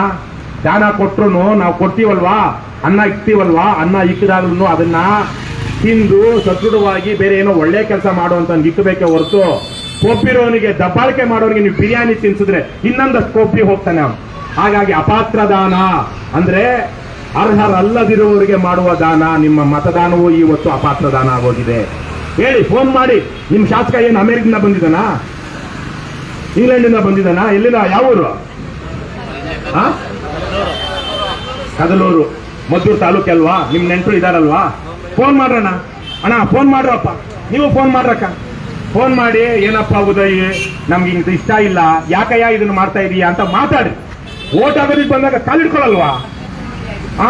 ನಾನ್ ನೋಡ್ತೀನಿ ಬೆಂಗಳೂರಲ್ಲಿ ಎಂತೆಂತ ಅಯೋಗ್ಯರು, ಲೋಪ ರಾಜಕಾರಣಿ ಇದಾರೆ ಅಂದ್ರೆ ಅವ್ನಿಗೆ 60-70 ವರ್ಷ, 20 ವರ್ಷ 30 ವರ್ಷ ಹೆಣ್ಮಗಳು ಕಾಣಿಸಿದ್ರು ಅವ್ರ ಪಾಪ ಅಲ್ಲಿ ಸ್ಲಮ್ಮಲ್ಲಿರೋ ಹೆಣ್ಮಕ್ಳಿಗೂ ಹೋಗಿ ಕಾಲಿಡ್ಕೊಳ್ತಾರೆ. ಮಿಕ್ಕ ದಿವಸ ಮನೆ ಹತ್ರ ಸೇರ್ಸಲ್ಲ, ಗೇಟ್ ಹತ್ರ ನಾಯಿನ್ ಬಿಡ್ತಾರೆ. ನಾಯಿ ಹೋಗು ಓಡಿಸು ಅಂತಾರೆ. ಆದ್ರೆ ಎಲೆಕ್ಷನ್ ದಿವಸ ಬಂದು ಇವಾಗ ನಿಮ್ಗೇನು ಮಾತಾಡ್ಸೋ ಧೈರ್ಯ ಇಲ್ವಾ? ಆವತ್ತಿರುತ್ತಾ? ಫೋನ್ ಮಾಡಿ, ಎಲ್ಲ ಫೋನ್ ನಂಬರ್ ಗೊತ್ತಿದೆಯಲ್ಲ. ನಿಮ್ಮ MLA ಫೋನ್ ನಂಬರ್ ಗೊತ್ತಿದೆಯಲ್ವಾ? ಫೋನ್ ಕರೆ ಚಳವಳಿ ಮಾಡಿ, ಫೋನ್ ಮಾಡೋ ಚಳವಳಿ ಮಾಡಿ. ಇವತ್ತು ಸಾಧ್ಯ ಆದ್ರೆ ನೀವು ಒಂದು 10-20 ಜನ ಉದಯಿಗೆ ಇದನ್ನೆಲ್ಲ ನಾವೇನ್ ಮಾತಾಡಿದೀವಿ ಎಲ್ಲ ರೆಕಾರ್ಡ್ ಆಗಿದೆ. ಅಣ್ಣ, ಒಬ್ಬ ಮರ್ಯಾದೆ ಇರುವಂತ ರಾಜಕಾರಣಿಯಾಗಿ ಬೆಳೆಯಪ್ಪ. ನೀನ್ ಈ ಸಲಕ್ಕೆ ಒಳ್ಳೆ ಕೆಲಸ ಮಾಡಿದ್ರೆ ಮುಂದಿನ ಸಲಕ್ಕೆ ನಿನ್ನ ಹತ್ರ ದುಡ್ಡು ಬೇಡ, ನಿನ್ ಕಾಸು ಬೇಡ, ನಿನ್ ಬಿರಿಯಾನಿನೂ ಬೇಡ, ನೀನ್ ಅದೇನೋ ಕೋಳಿನೂ ಕೊಡ್ತಾ ಇದ್ರು ಇಲ್ಲಿ ಎಲೆಕ್ಷನ್ ಹಿಂದಿನ ದಿವಸ. ಕೊಡ್ತಾರಾ? ನಾನು ಒಂದ್ ದಿವಸ ಎಲೆಕ್ಷನ್ ಲಿಂಗೇಗೌಡ ಯಾವುದೋ ಎಲೆಕ್ಷನ್ ನಿಂತ ಬಂದಿದ್ದೀನಿ. 700 ಏನೋ ಒಂದು ಊರು ಇರ್ಬೇಕಲ್ಲ ಇಲ್ಲಿ.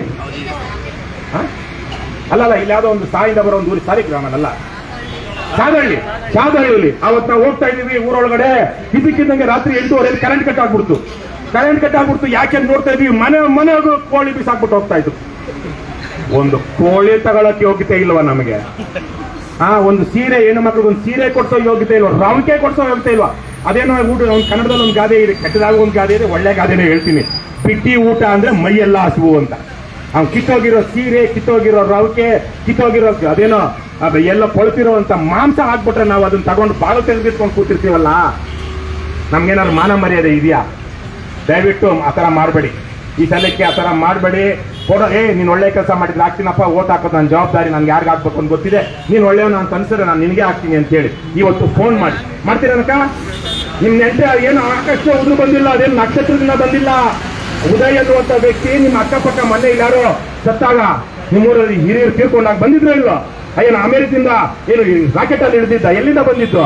ಬೆಂಗಳೂರಿಂದ ಮದ್ದೂರು ಕಾರಲ್ಲಿ ಬಂದು, ಮದ್ದೂರಿಂದ ಇಲ್ಗೂ ಕಾರಲ್ಲೇ ಬಂದಿದ್ದು, ಇಲ್ಲೇ ನಿಮ್ಮ ಮುಂದೆ ಹೋಗಿದ್ದಲ್ವಾ? ಮನುಷ್ಯ ತಾನೇ? ಮೃಗನಾಗಿದ್ದ ನಾನು ಹೇಳಕ್ ಹೋಗಲ್ಲ, ಆದ್ರೆ ಮನುಷ್ಯ ತಾನೇ. ಮನುಷ್ಯನಿಗೆ ನೀವು ಮಾತಾಡ್ಬೋದು ತಾನೆ? ಮಾತಾಡಿ, ಫೋನ್ ಮಾಡಿ. ಇಲ್ಲೆಲ್ಲ ಕೂತ್ಕೊಂಡು ಇಷ್ಟೇ ಅಲ್ಲ, ಏನ್ ಮಾಡ್ಬೇಕು ಅಣ್ಣ, ನೆಕ್ಸ್ಟ್ ಟೈಮ್ ನಿನ್ಗೆ ಓಟ್ ಹಾಕ್ತೀವಿ ಕಣಪ್ಪ, ಇದನ್ನ ಬಿಟ್ಬಿಡು, ಕೈ ಬಿಡು ಅಂತ ಹೇಳಿ. ಒಂದಷ್ಟು ನಿನ್ನ ಹಣ ಬೇಕಾಗಿಲ್ಲ, ನಿನ್ನ ಗುಣ ನಮಗ್ ಬೇಕು ಅಂತ ಹೇಳಿ 4 ಜನ ಹೇಳಿದ್ರೆ ಬದಲಾಗ್ತಾರೆ.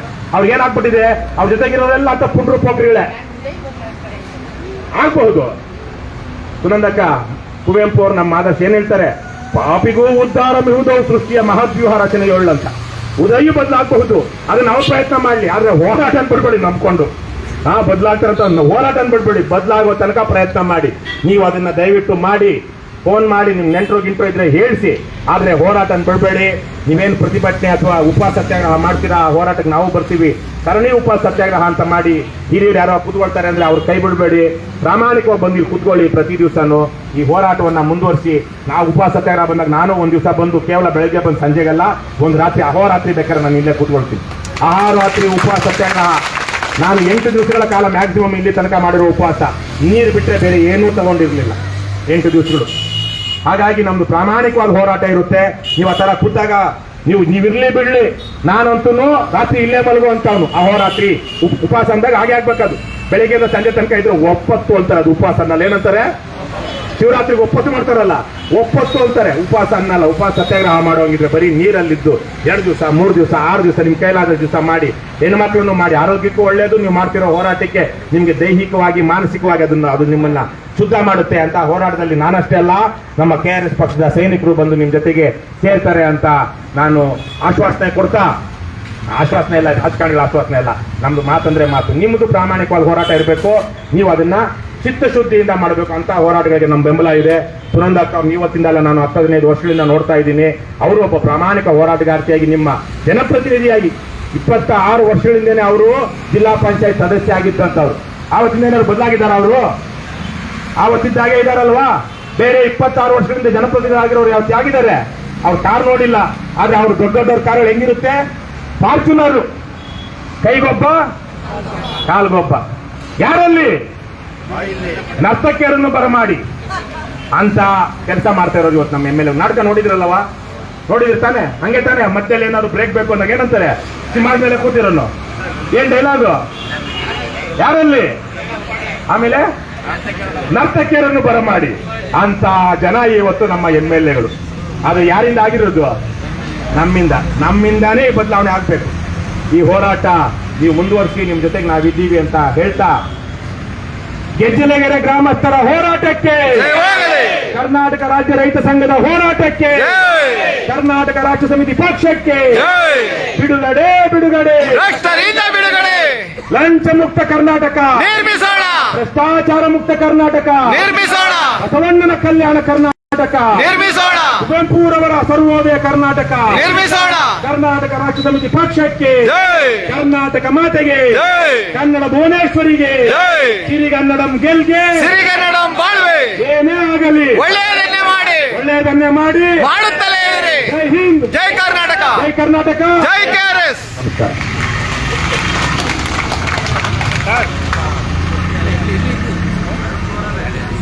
ಬಹಳ ಸುದೀರ್ಘವಾಗಿ ರವಿಕೃಷ್ಣ ರೆಡ್ಡಿಯವರು ಮಾತನಾಡಿದ್ದಾರೆ. ಅವ್ರು ಮಾತಾಡಿದ ಮೇಲೆ ನನಗೆ ಇನ್ನೆರಡು ನಿಮಿಷ ಮಾತಾಡಬೇಕು ಅಂತ ಅನಿಸ್ಬಿಟ್ಟಿದೆ. ಉದಯ್ ಅವರು ಮದ್ದೂರಿನ ಶಾಸಕರು, ನಮ್ಮ ರೈತ ಚಳವಳಿಯನ್ನು ನೋಡಿ ನೋಡಿ ನೋಡಿ ಬೆಳೆದವರು. ನನಗೆ ಹೇಳಿದ್ದಾರೆ ಅವರು, ಅಕ್ಕ ನಾನು ನಿಮ್ಮ ಚಳವಳಿ, ನಿಮ್ಮ ಭಾಷಣ ಎಲ್ಲಾನು ಕೇಳಿ ನೋಡಿ ಬೆಳೆದವನು ಅಂತ. ಶಾಸಕರಾದ ಮೇಲೆ ನಮ್ಮನೆಗೆ ಬಂದು ಕೂತ್ಕೊಂಡು ಮಾತಾಡಿದ್ದಾರೆ.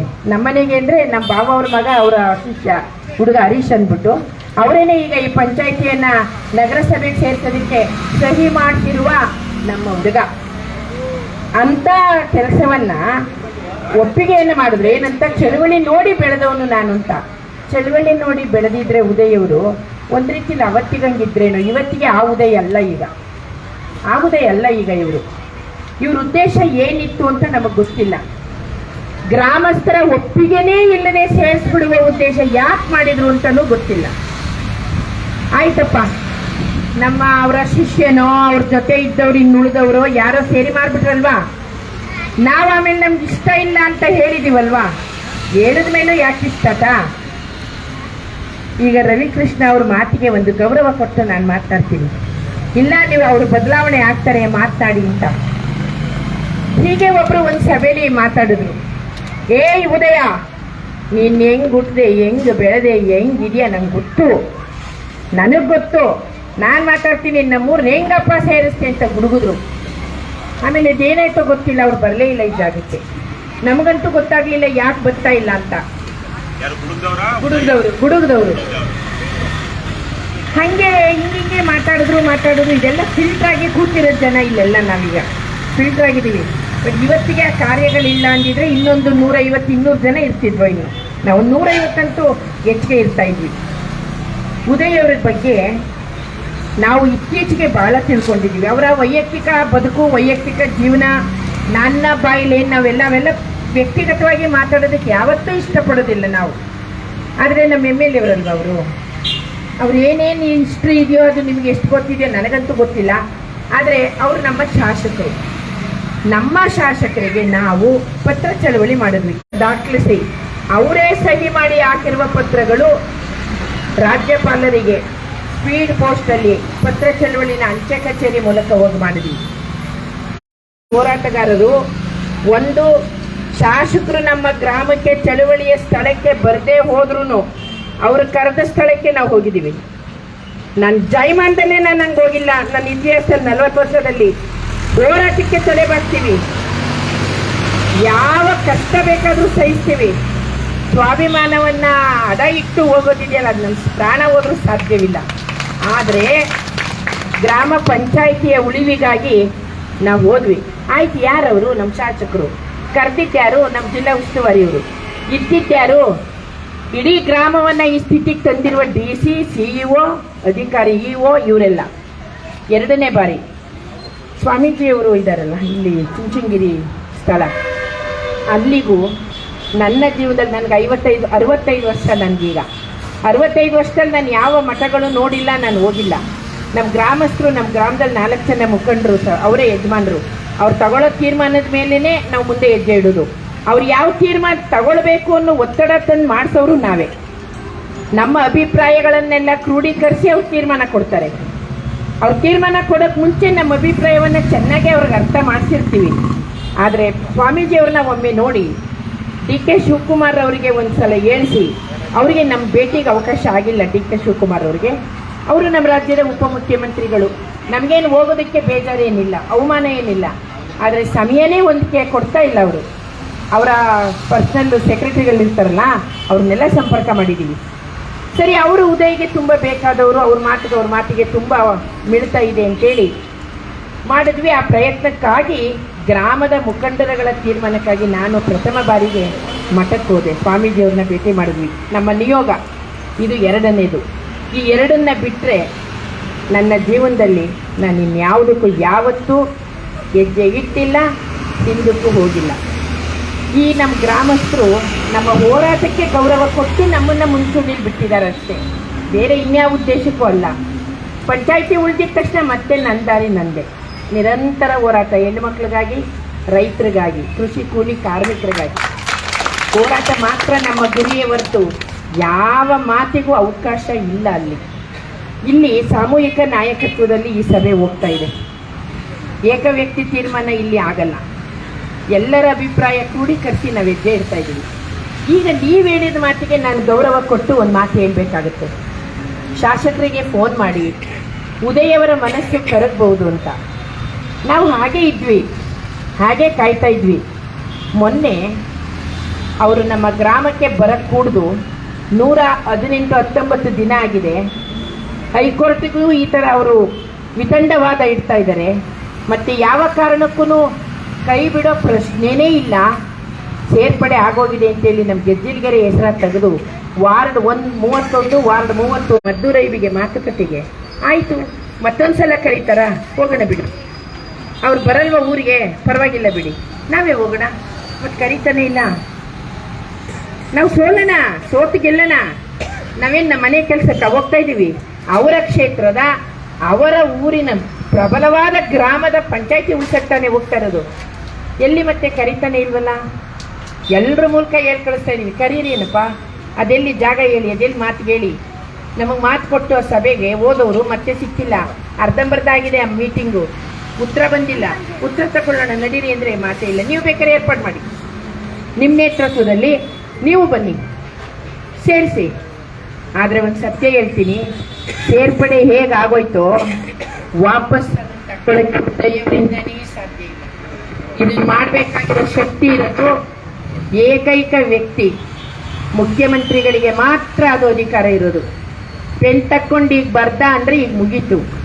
ಆಕ್ಷೇಪಣಾ ಪತ್ರ 78 ಕೊಟ್ಟಿದ್ದೀವಿ. ಸೀಮಾ ಗಡಿಗೆ ಇದೇ ಡಿ ಸಿ ಅವರು ಇವತ್ತು ಬರಬೇಕು ನಮ್ಮ ಎದುರಿಗೆ. ಅವತ್ತು ಬಂದು ಹೊಟ್ಟೋದ್ರು, ಪಾಸಾದ್ರು. ಡಿ ಸಿ ಅವರು ಮೋಸ ಮಾಡಿದ್ದಾರೆ. CEO ಒಂದು ಪಂಚಾಯಿತಿನ ಉಳಿಸ್ಬೇಕಾದಂಥ ಜವಾಬ್ದಾರಿ ಮಹಿಳೆ. ಓದಿರ್ಬೋದು, ಇಷ್ಟುದ್ದ ವಿದ್ಯಾವಂತರಾಗಿರ್ಬೋದು, ಗೋಲ್ಡ್ ರ್ಯಾಂಕ್ ತೆಗೆದಿರ್ಬೋದು, ಒಂದು ಪಂಚಾಯಿತಿ ರಕ್ಷಣೆ ಮಾಡಿಲ್ಲ ಅಂದರೆ ಅವ್ರ ಗೋಲ್ಡ್ ಮೆಡ್ಲಿಗೆ ಏನ್ರಿ ಬಂತು ಬೆಲೆ? ಅನಕ್ಷರಸ್ಥ ಕೂಲಿ ಮಾಡೋ ಹೆಣ್ಣು ಮಕ್ಕಳು 500, 1000, 300, 200 ಕೊಟ್ಟು ಚಳವಳಿನ 122 ದಿವಸ ಸಾಕಿದ್ದಾರೆ. ಮನೆಯಿಂದ ದುಡ್ಡು ಎತ್ತಿದ್ದಾರೆ. ಬೀದಿಯಿಂದ ಊಟ ಕೊಟ್ಟಿದ್ದಾರೆ. ಅಂದ್ರೆ ಇವತ್ತು ಈ ಮನೆ ಬೀದಿದು ಊಟ, ಇವತ್ತು ಈ ರಸ್ತೆ ಹೆಣ್ಮಕ್ಳದು ಊಟ. ಇನ್ನು ನಮ್ಮ ಊರಿನ ಗಂಡು ಮಕ್ಕಳು ಶುರು ಮಾಡಿಲ್ಲ. ಈ ಬೀದಿ ಗಂಡ್ಮಕ್ಳು ಅಂತ ಇನ್ನೂ ಶುರು ಮಾಡಿಲ್ಲ. ಈಗ ಶುರು ಮಾಡಿಸ್ಬೇಕು ಅವ್ರ ಕೈಲಿ. ನಮ್ಮ ಸರದಿ ಇನ್ನೂ 1 ವಾರಕ್ಕಾಗುತ್ತೆ. ನಮ್ಮ ಹೆಣ್ಮಕ್ಳು ಬೀದಿಲಿ ಎತ್ತಿ ಕೊಟ್ಟಿರೋ ದುಡ್ಡು ಇನ್ನೂ 1 ವಾರಕ್ಕಾಗುತ್ತೆ. ನಾವು ಜಾತಿ ಭೇದ, ವರ್ಗ ಭೇದ, ಅಂತಸ್ತಿನ ಭೇದ ನಮ್ಮ ಗ್ರಾಮದಲ್ಲಿ ಯಾವುದೂ ಇಲ್ಲ. ಅಷ್ಟರ ಮಟ್ಟಿಗಿರೋ ಊರಿಗೆ ಜಾತ್ರೆಯಲ್ಲಿ ಹಳ್ಳ ಹಾಕಿದ್ರು ಅಂತಾರಲ್ಲ, ಹಂಗೆ ಹಾಕ್ಬಿಟ್ರಲ್ರಿ ಇವರು, ಈ ಉದಯವರು. ಯಾಕೆ ಬೇಕಿತ್ತು? ಅದಾಯ್ತಾ? ಈಗ ಮುಖ್ಯಮಂತ್ರಿನ ನಾವು 3 ಸಲ ಭೇಟಿ ಮಾಡಿದ್ದೀವಿ. ಮುಖ್ಯಮಂತ್ರಿಗೆ ಸಾಧ್ಯ ಇಲ್ವಾ ಸೈನ್ ಮಾಡೋಕ್ಕೆ? ಆ ಉದಯ್ ಅವ್ರಿಗೆ ಹೇಳ್ದೇನಪ್ಪ, ಆ ಉದಯ್ ಎಷ್ಟು ಹೇಳಿದ್ರು ಕೇಳ್ತಾ ಇಲ್ವಲ್ಲಪ್ಪ ಅಂದರೆ, ಈಗ ಮತ್ತೆ ಖಾಸಗಿಯಾಗಿ ಅವ್ರ ಮನೇಲೇ ಭೇಟಿ ಮಾಡಬೇಕು ಮುಖ್ಯಮಂತ್ರಿಗಳನ್ನ ಅಂತ ತೀರ್ಮಾನ ತಗೊಂಡಿದ್ದೀವಿ. ಇಲ್ಲ, ಅವ್ರು ಇಲ್ಲಿಗೆ ಬರಬೇಕು. ಅವ್ರು ಬರೋ ಸ್ಥಿತಿಲಿಲ್ಲ. ಕರಿತೀವಿ, ಚಳವಳಿ ಸ್ಥಳಕ್ಕೆ ಬಂದ್ಬಿಡಿ, ಎಲ್ಲರೂ ನಿಮ್ಮನ್ನು ನೋಡ್ದಂಗಾಗುತ್ತೆ. ಅಲ್ಲಿಗಾದ್ರೆ 2 ಬನ್ನಿ, 3 ಜನ ಬನ್ನಿ, 5 ಜನ ಬನ್ನಿ.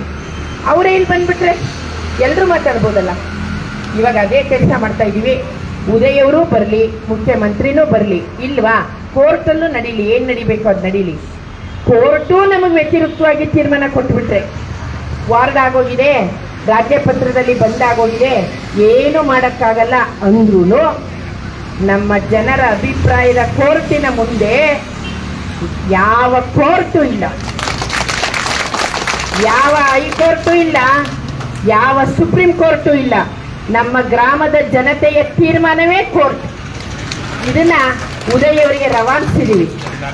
ಜನತಾ ನ್ಯಾಯಾಲಯದ ಮುಂದೆ ಯಾವ ನ್ಯಾಯಾಲಯವೂ ಇಲ್ಲ. ಆದ್ರೆ ಈ ಜನತಾ ನ್ಯಾಯಾಲಯದೊಳಗೆ ಇಟ್ಟಿಗೆಗಳನ್ನ ಕಳಗಿಸೋ ಕೆಲಸ ನಡೀತಾ ಇದೆ. ಅದಕ್ಕೆ ಈಗ ನಾವಿವತ್ತು ಸಂಜೆ ಸಭೆ ಸೇರ್ತಾ ಇದ್ದೀವಿ, ಮಾಮೂಲಿ ಮುಖಂಡರ ಸಭೆ, ಯಜಮಾನ್ರದು. ಇಟ್ಕೆ ಕಳ್ಕೊಳ್ಳೋದಲ್ಲ, ಇಟ್ಕೆಗೆ ಎಂತೆಂಥದ್ದು ಸಿಮೆಂಟು ಅಂತಿರಲ್ಲಪ್ಪ, ಅದೇ ಹೆಸರುಗಳು ಅಷ್ಟೊಂದವಲ್ಲ, ಸಿಸಿಯೋ ಬಿರ್ಲಾನೋ, ಆವಾಗ ಚೆನ್ನಾಗಿ ಉಂಡೆ ಕಟ್ಬಿಟ್ಟು ಟಾಪ್ ಟಾಪ್ ಅಂತ ತೊಡಿತಾ ಇರೋದೇ ಸಿಮೆಂಟಲ್ಲಿ. ಇಟ್ಕೆ ಅಲ್ಲ, ಅದಿನ್ನು 100 ವರ್ಷ ಆದ್ರೂ ಕಳ್ಕೊಳಂಗಿಲ್ಲ. ಆ ಬುದ್ಧಿ ಕೆಲಸ ಇವತ್ತು ಮಾಡ್ತೀವಿ, ಮಾಡಿ ತೋರಿಸ್ತೀವಿ ಗೆಜ್ಜೆಲ್ಗೆರೆ. ಒಂದೇ ಸಲ ಮೊದಲ ಸಲ MLA ನಯ ವಿನಯ ಜನಪರವಾದ ಧೋರಣೆ ಇಟ್ಕೊಂಡ್ರೆ ಇಲ್ಲ, ಅವರಿಗೆ ಹಿಂದೆ ಇದ್ದಂತ ಶಾಸಕರುಗಳನ್ನೆಲ್ಲ ಇಲ್ಲ, ನಾವು ಈ ಮುಂದೆನೂ ಮಾಡಿಲ್ಲ. ಆದರೆ ಪಂಚಾಯಿತಿ ವಿಷಯ ಅವ್ರ ಕೈ ಬಿಡಿಸ್ಲಿಲ್ಲ ಅಂದ್ರೆ ಅವ್ರು DK ಶಿವಕುಮಾರ್ ಅವ್ರಿಗೆ ಹೇಳ್ತಾರೋ, ಮುಖ್ಯಮಂತ್ರಿಗಳಿಗೆ ಹೇಳ್ತಾರೋ, ಇನ್ನು 2 ವರ್ಷ ಆಗಲಿ, ಇನ್ನು 2.5 ವರ್ಷ ಆಗಲಿ, ಮುಂದಿನ ಸರ್ಕಾರ ಬರಲಿ, 144 ಸೆಕ್ಷನ್ 144ನೇ ಕಾಯ್ದೆ ಇದೆಯಲ್ಲ, ಜನ ಸೇರಬಾರ್ದು, ಬಿಡಿಯಾಗಿರ್ಬೇಕು, ನಿಷೇಧಾಜ್ಞೆ ತಂದು ಈ ಬಾಗ್ಲನ್ನ ತೆಗೆದು ದಾಖಲೆನ ಒತ್ಕೊಳ್ತೀವಿ ಅಂದ್ರೆ ಜನ ಸೇರಬಾರ್ದು ಅಷ್ಟೇ ಅಲ್ವಾ? ತರಲಿ ಅದನ್ನು 144ನೇ ಸೆಕ್ಷನ್ನೂ ತರಲಿ, ನಮ್ಮನ್ನ ದಾಟಿ ತುಳಿದು ಮುಂದಕ್ಕೆ ಹೋಗ್ಲಿ ಪೊಲೀಸರು. ಅದಕ್ಕಿಂತ ಮೀರಿದ ಸೆಕ್ಷನ್ನು ನಮ್ಮ ಹತ್ರ ಇದೆ. 144ಕ್ಕೆ ಉತ್ತರ ಕೊಡುವ ಸೆಕ್ಷನ್ನು ನಮ್ಮ ಹತ್ರ ಇದೆ. ಬಿಡ್ತೀವಿ ಒಂದೊಂದೇ ಬಾಣ. ಅದು ಹೇಗೆ ಬರ್ತಾರೋ, ಅದು ಹೆಂಗೆ ತಗೊಂಡು ಹೋಗ್ತಾರೋ, ಅದು ಯಾವ ರೀತಿ ವಾರ್ಡ್ನ ಚುನಾವಣೆಗೆ ಬರ್ತಾರೋ ನೋಡಿ. ಒಂದು ದುರಂತ ಆಗಿದೆ ಇವತ್ತು. ನಿಮಗೊಂದು ಪ್ರತಿ ತರಿಸಿದ್ದೀನಿ. ಮಂಡ್ಯ ಜಿಲ್ಲೆಯ ಗ್ರಾಮ ಪಂಚಾಯಿತಿಗಳ ಚುನಾಯಿತ ಸದಸ್ಯರ ಸಂಖ್ಯೆ ನಿಗದಿ ಕುರಿತು ಪತ್ರ ಹೊರಡಿಸಿದೆ ಸರ್ಕಾರ. ಕರ್ನಾಟಕ ಸರ್ಕಾರ, ಕರ್ನಾಟಕ ಪಂಚಾಯತ್ ರಾಜ್ ಸೀಮಾ ನಿರ್ಣಯ ಆಯೋಗ. ಸೀಮಾ ನಿರ್ಣಯ ಅಂದ್ರೆ ನಾವು ಆಕ್ಷೇಪಣೆ ತಗೊಂಡೋಗಿ ಗಡಿ ಬಿಟ್ಟರು ಅಂತ ಹೋಗಿದ್ವಲ್ಲ, ಇಲ್ಲಿಂದ ಬಸ್ ಹತ್ತಿ, ರೈಲ್ ಹತ್ತಿ, ನಡ್ಕೊಂಡು ಅಲ್ಲಿ ಟ್ರೈನ್ ಹತ್ತಿ, ಮೆಟ್ರೋ ಹತ್ತಿ, ಇನ್ನು 2 ನಿಮಿಷ ಇತ್ತು ಸಮಯ ದಾಟಕ್ಕೆ. ಓಡೋದ್ವಿ, ಉಸಿರು ಬರ್ತಾ ಇತ್ತು, ಲಿಫ್ಟ್ ಇಳಿದು ಓಡಿದ್ರು. 2 ನಿಮಿಷ ದಾಟಿದ್ರೆ ನಮಗೆ ಮಾತಾಡೋಕ್ಕೆ ಟೈಮ್ ಆಗೋಯ್ತು ಅಂದ್ಬಿಡೋರು. ಕೇವಲ 2 ನಿಮಿಷದಲ್ಲಿ ತಡ್ತಾ ಹೊತ್ಕೊಂಡೋಗಿ ಮುಂದೆ ಇಟ್ಟು ಅರ್ಧ ಗಂಟೆ ಮಾತಾಡಿದೆ. ಇವತ್ತು ಅದನ್ನ ಜಾರಿ ಮಾಡಿದ್ದಾರೆ. ನಮ್ಗೆ ಎಷ್ಟು ಸಂಕಟ ಹಾಕೋದು ಲೆಕ್ಕ ಹಾಕೊಡಿ. ಏನ್ ಹೇಳಿದಾರೆ ಗೊತ್ತಾ? ಈ ಪಟ್ಟಿಯನ್ನ ಪ್ರಕಟಣೆ ಮಾಡಿದ್ದಾರೆ. ಇಡೀ ಮಂಡ್ಯ ಜಿಲ್ಲೆಯ ಎಲ್ಲ ಗ್ರಾಮ ಪಂಚಾಯಿತಿಯ ಚುನಾವಣೆಯ ಗ್ರಾಮಗಳ ಪಟ್ಟಿನ. ನಮ್ಮ ಗ್ರಾಮ ಇಲ್ಲ, ನಿಮ್ಮ ಗ್ರಾಮವೂ ಇಲ್ಲ, ಅವೂ ಇಲ್ಲ, ಹೋರಾಟ ಮಾಡಿದವ್ರ ಗ್ರಾಮಗಳು ಇಲ್ಲ, ಹೋರಾಟ ಮಾಡದೇ ಇರೋ ಗ್ರಾಮಗಳ ಪಟ್ಟಿನೂ ಇದ್ರೊಳಗಿಲ್ಲ. ಇದನ್ನ ಸರ್ಕಾರ ಹೊರಡಿಸಿದೆ. ಈಗ ಹೇಳಿ, ನಿಮ್ಮ ಉದಯ ಏನ್ ಮಾಡ್ಬೇಕೀಗ? ನೀವು ಹೇಳಿದ್ದಕ್ಕೆ ನಿಮ್ಮ ಉದಯ ಎಂದೆ, ಅವ್ರು ನಿಮ್ಮ ಉದಯ ಅಲ್ಲ, ನಮ್ಮ ಮೇಲೆ. ನೀವು ಉದಯ ಅವ್ರನ್ನ ನೋಡಿಲ್ಲ. ಇಲ್ಲ, ಅವ್ರು ಇಲ್ಲೇ ಸಿಗ್ತಾರೆ. 24 ಜನರಲ್ಲಿ ನಮ್ಮ ಪ್ರತಿನಿಧಿ ಅವರು. ಹೌದು ಹೌದು ಪ್ರತಿನಿಧಿಗೆ ತಕ್ಕನಾಗಿ ಹೌದು ಹೌದು ಆದರ್ಶ ರಾಜಕಾರಣಿ ಆಗಲಿ, ಹೌದು. ಮತ್ತೆ ಅವ್ರ ಕಡೆಯಿಂದನೂ ಮನುಷ್ಯ ಹೌದು. ಆಗಿದೆ, ಕಿತ್ತುಕೊಳ್ಳಿ. ಇಲ್ಲ, ನೀವು ಅವ್ರ ಹತ್ರ ಮಾತಾಡಿ. ಅದಕ್ಕಿಂತ ಮುಖ್ಯವಾಗಿ ಮುಂದಿನ ಸಲ ಗೆಲ್ಲಬೇಕು ಅಂದ್ರೂ ಜನಾನೇ ನನ್ಗೆ ವೋಟ್ ಹಾಕ್ಬೇಕು ಅನ್ನುವಂತ ಒಂದು ಕಾಮನ್ ಸೆನ್ಸ್ ಆ ಮನುಷ್ಯನಲ್ಲಿ ಮೂಡ್ಲಿ. ಈಗ ಆಗೋಗಿದೆ, ಕೈ ಬಿಟ್ಬಿಟ್ಟಿದ್ದಾರೆ, ಇದ್ರೊಳಗೆ ಇಲ್ಲ. ಚುನಾವಣೆ ಘೋಷಣೆ ಮಾಡಿದ್ರು, ಚುನಾವಣೆ ನಮ್ಮ ಗ್ರಾಮದಲ್ಲಿ ಇಲ್ಲ. ನಾವು ಸಾಯಂಕಾಲ ತಗೊಳ್ಳುವ ನಮ್ಮ ಗ್ರಾಮದ ಸಭೆಯಲ್ಲಿ ಏನು ತೀರ್ಮಾನ ತಗೊಳ್ಬೇಕು ನಾವು ಗಂಭೀರವಾಗಿ ಆ ವಿಷಯ ತಗೊಳ್ತೀವಿ. ಉದಯ್ ಅವರಿಗೆ ಇಲ್ಲಿವರೆಗೆ ಅವಕಾಶ ಇತ್ತು, ಮೊನ್ನೆವರೆಗೆ ನಮ್ಮ ಗ್ರಾಮಕ್ಕೆ ಪ್ರವೇಶಕ್ಕೆ. ಸಾವಿಗೆ ಒಂದು ಅವಕಾಶ ಆಗಿದೆ. ನಾಳೆ ಇನ್ಯಾರೇ ಸತ್ರು ಅವ್ರು ಬರೋಕ್ಕಾಗಲ್ಲ ಊರೊಳಗಡೆ. ಇದು ನಮ್ಮ ಪೊಲೀಸ್ ಅವರ ಮೂಲಕ ಮಾಹಿತಿ. ಒಬ್ಬರು ಸತ್ತೋದ್ರು ಏನೋ ಒಂದು ವೋಟರ್ ಸೋಲುವಂತ ಅವಕಾಶಗಳು ಇರುವಾಗ ಇವರು ಸಾವಿರಾರು ವೋಟ್ಗಳನ್ನ ಬದಲಾವಣೆ ಮಾಡ್ಕೊಂಡು ಗೆಲ್ಲೋದಿಕ್ಕೆ ಸಾಧ್ಯ ಆಗುತ್ತಾ? ಇಲ್ಲ, ಚುನಾವಣೆ ವಿಷಯವಾಗಿ ಯೋಚನೆ ಮಾಡಿಲ್ಲ ನಾವೀಗ. ಅಲ್ಲ, ಅವ್ರು ಮಾಡ್ಬೇಕಿತ್ತು. ನಿಮ್ಗೆ ಚುನಾವಣಾ ರಾಜಕಾರಣ ಅಲ್ಲ, ಹೌದು, ಚುನಾವಣಾ ರಾಜಕಾರಣ. ನಿಮ್ಮ ಜನರನ್ನ, ಗ್ರಾಮಸ್ಥರನ್ನ ವಿರೋಧ ಕಟ್ಕೊಂಡು ಈ ತರಕ್ಕೆ ಹಲವಾರು ಗ್ರಾಮಸ್ಥರುಗಳು ವಿರೋಧ ಆಗ್ಬಿಟ್ರೆ ಆ ಮನುಷ್ಯ 100 ಕೋಟಿ ಖರ್ಚು ಮಾಡಿದ್ರು ಗೆಲ್ಲೋದಿಕ್ಕಾಗುತ್ತಾ? ಆಗಲ್ಲ. ನೋಡೋಣ, ಈಗ ಸಂಜೆ ನಮ್ಮ ಸಭೆ ಆದ್ಮೇಲೆ ನಾವು ನಿರ್ಧಾರ ಮಾಡ್ತೀವಿ. ನಾವು ಗೌರವ ಕೊಡುವವರೆಗೂ ಕೊಟ್ಟಿದ್ದೀವಿ. ಗೌರವ ಕೊಡಬಾರ್ದು ಅನ್ನೋ ತೀರ್ಮಾನ ಆಗೋಗ್ಬಿಟ್ರೆ ಅದನ್ನು ಬದಲಾಯಿಸೋ ಶಕ್ತಿ ಮಾತ್ರ ನಮ್ಮೂರಿನ ಯಜಮಾನರುಗಳಿಗೂ ಇರಲ್ಲ. ಅಂತ ನಿರ್ಧಾರ ನಮ್ಮದು. ಅವರೇ ತೀರ್ಮಾನ ಕೊಟ್ಬಿಟ್ಟು ನಮ್ಮ ಯಜಮಾನರುಗಳು ಆಯಿತು ಬೇಡ ಬಿಡಿ ಮತ್ತೆ ಬೇಕು ಅಂದರು ಅಂದ್ಕೊಳ್ಳಿ, ನಮ್ಮ ಹತ್ರ ನಡೆಯಲ್ಲ. ಅಂಥದ್ದೊಂದು ತೀರ್ಮಾನನ ಈ ಪಂಚಾಯತಿಗೋಸ್ಕರ ತಗೊಳ್ಳೋಣ. ಸಾಯಂಕಾಲದವರೆಗೆ ಕಾಯೋಣ. ಈ ಒಂದು ಸಭೆಗೆ ಬಂದಿರತಕ್ಕಂಥ ನಮ್ಮ KRS ಪಕ್ಷದ ರಾಜ್ಯದ ಗೌರವಾಧ್ಯಕ್ಷರಾದಂಥ ರವಿಕೃಷ್ಣ ರೆಡ್ಡಿಯವರು ಸುದೀರ್ಘವಾಗಿ ಮಾತನಾಡಿದ್ದಾರೆ. ನಮ್ಮ ಗ್ರಾಮದ ವತಿಯಿಂದ ಇನ್ಯಾರಾದರೂ ಒಬ್ಬರು ಒಂದು ಅಭಿಪ್ರಾಯನ ಕೊಡೋದಾದರೆ ಕೊಡಿ. ಸಮಯದ ಅಭಾವದಿಂದ ನಾನೇ ಸ್ವಲ್ಪ ಹೆಚ್ಚಿನ ಅವಕಾಶವನ್ನು ತಗೊಂಡ್ಬಿಟ್ಟಿದ್ದೀನಿ. ಮುಂದೆ ನಮ್ಮ ಪಂಚಾಯತಿನ ಉಳಿಸ್ಕೊಳ್ಬೇಕಾದ್ರೆ 122 ದಿವಸದಿಂದ ಎಷ್ಟು ಸಂಘಟನೆಗಳು ಬಂದಿದ್ದಾರೋ ಅಷ್ಟೂ ಸಂಘಟನೆಗಳನ್ನು ಕರೆದು ಒಂದು ದೊಡ್ಡ ಸಮಾವೇಶವನ್ನು ಮಾಡಬೇಕು ಅನ್ನುವಂಥ ಆಲೋಚನೆ ಕೂಡ ಇದೆ. ಅವತ್ತಿನ ದಿವಸ ಮತ್ತೆ ಹೆಣ್ಮಕ್ಳು ಕೂಡ ತುಂಬ ಜನ ಬಂದಿದ್ದೀರ ಸಂಘಟನೆಯಿಂದ.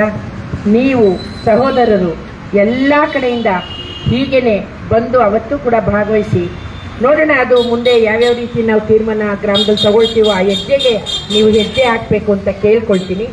ಹೋರಾಟಕ್ಕೆ ಯಾವತ್ತು ಒಂದು ಸಾಗರ ಆಗಬೇಕಾದ್ರೆ 100 ನದಿಗಳು ಸೇರಬೇಕು, ಒಂದೊಂದು ನದಿ ಆಗಬೇಕಾದ್ರೆ 100 ತೊರೆಗಳು ಸೇರಬೇಕು, 100 ತೊರೆಗಳು ಸೇರಬೇಕು ಅಂದರೆ 4 ಹನಿ ಮಳೆ ಬೀಳಬೇಕು, ಮಳೆ ಬೀಳಬೇಕು ಅಂದರೆ ಮರ ಬೆಳಿಬೇಕು, ಮರ ಬೆಳಿಬೇಕು ಅಂದರೆ ಸಸಿ ನೆಡಬೇಕು, ಸಸಿ ನೆಡಬೇಕು ಅಂದರೆ ಬೀಜ ಮೊಳಕೆ ಆಗಬೇಕು. ಆ ಬೀಜ ಯಾವುದು? ನಮ್ಮ ತಾಯಂದಿರು ನಾವು ಗಟ್ಟಿ ಕಾಳನ್ನು ಆಯ್ಕೊಂಡು ಬಿತ್ತನೆ ಬೀಜ ಮಾಡಿ ಮಡಕೆ ತುಂಬ್ತೀವಲ್ಲ, ನಮ್ಮದು ಅದು ಬೀಜ, ನಮ್ಮಿಂದ ಆಗೋದು. ಅಷ್ಟು ಮಾತ್ರ ನಿರ್ಧಾರ ಹೇಳಿ ನಂತರ ಡಾಕ್ಟರ್ ಚಂದ್ರನ ಯಾರಾದರೂ ಒಬ್ರು ಬಂದು 2 ನಿಮಿಷ ಮಾತಾಡಿ ಧನ್ಯವಾದ ಕೂಡ ಹೇಳಿ ಊಟಕ್ಕೆ ಸಮಯ ಆಗ್ತಾ ಇದೆ. ಊಟ ಮಾಡಿ ಅವರು ಹೊರಗೆ.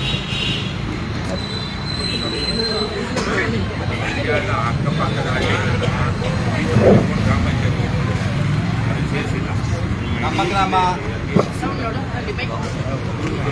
ವೈಡ್ ಮೇಕೆ ತಿಳ್ಕೊಳ್ಳಿ. ನಮ್ಮ ಗ್ರಾಮ ನಮ್ಮ ಪಂಚಾಯಿತಿ ಉಳಿಗಾಗಿ ಏನು ಹೋರಾಟ ನಡೀತಾ ಇದೆ, ಈ ಹೋರಾಟ ಧರಣಿ ಸತ್ಯಾಗ್ರಹದ ಪರವಾಗಿ ಈ ದಿವಸ ಕರ್ನಾಟಕ ರಾಷ್ಟ್ರ ಸಮಿತಿಯ ಸೇನಾನಿಗಳು ಬಹಳ ಸಂಖ್ಯೆಯಲ್ಲಿ ಬಂದು ಈ ಒಂದು ಹೋರಾಟಕ್ಕೆ ತಮ್ಮ ನೈತಿಕ ಬೆಂಬಲವನ್ನು ಕೊಟ್ಟು ಇಲ್ಲಿ ಮಾತನಾಡಿದ್ದಾರೆ. ಬಹುಶಃ ರಾಜ್ಯಾಧ್ಯಕ್ಷರಾದ ಕೃಷ್ಣಾರೆಡ್ಡಿ ಅವರು ಮಾತಾಡ್ತಾ ಹೇಳಿದ್ರು, ಇದರ ವ್ಯವಸ್ಥೆ ಹೇಗಾಗಿದೆ, ಚುನಾಯಿತ ಪ್ರತಿನಿಧಿಗಳು ಹೇಗಾಯ್ತಾ ಇದ್ದಾರೆ, ನಾವು ಎಲ್ಲಿ ತಪ್ಪು ಮಾಡ್ತಾ ಇದ್ದೀವಿ, ಇವತ್ತು ನಾವು ಯಾಕೆ ಈ ಬೀದಿಯಲ್ಲಿ ಕುಂತ್ಕೋಬೇಕಾಯ್ತು, ಈ ಹೋರಾಟವನ್ನು ನಡೆಸಬೇಕಾಯ್ತು ಅನ್ನತಕ್ಕಂಥದ್ದನ್ನ ಸುಳ್ವರಾಗಿ ಇಲ್ಲಿ ನಮ್ಮಲ್ಲಿ ಹೇಳಿದ್ದಾರೆ.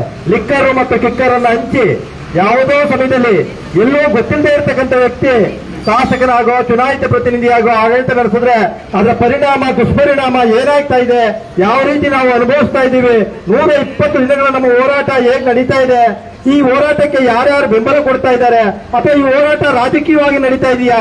ಅಲ್ಲ, ಇದು ಸಾಮಾನ್ಯ ಜನತೆಯ ಚಳವಳಿ, ನಮ್ಮ ಉಳಿವಿಗಾಗಿ ಸ್ವಾಭಿಮಾನಕ್ಕಾಗಿ ಇದು ಹೋರಾಟ ನಡೀತಾ ಇದೆ ಅಂತಕ್ಕಂಥದ್ದನ್ನ ಎಳೆಯಾಗಿ ಅಭಿಪ್ರಾಯಪಟ್ಟಿದ್ದಾರೆ.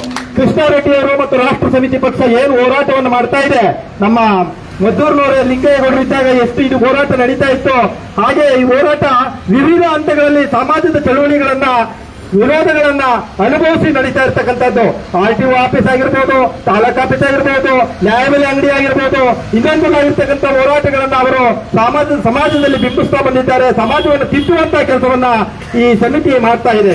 ಈ ಸಮಿತಿ ಈ ದಿವಸ ನಮ್ಮ ಗ್ರಾಮಕ್ಕೆ ಬಂದು ಏಕೆ ಗ್ರಾಮ ಪಂಚಾಯತಿ ಉಳಿಬೇಕು, ಹೋರಾಟ ಹೇಗೆ ನಡೀಬೇಕು, ಯಾರನ್ನ ಚುನಾಯಿಸಬೇಕು, ಯಾರಿಗೆ ನಾವು ಮತ ಹಾಕಬೇಕು, ಈ ಲಿಕ್ಕರ್ ಕಿಕ್ಕರ್ ಸಮಾಜವನ್ನ ಹೇಗೆ ಅಳಿಸಬೇಕು ಅಂತಕ್ಕಂಥದನ್ನ ಸವಿವರವಾಗಿ ಇಲ್ಲಿ ವಿಸ್ತರಣೆಯನ್ನ ಮಾಡಿ ತಮಗೆ ಅರ್ಥ ಆಗುವಂತ ಸಾಮಾನ್ಯ ಭಾಷೆಯಲ್ಲಿ ಹೇಳಿದ್ದಾರೆ.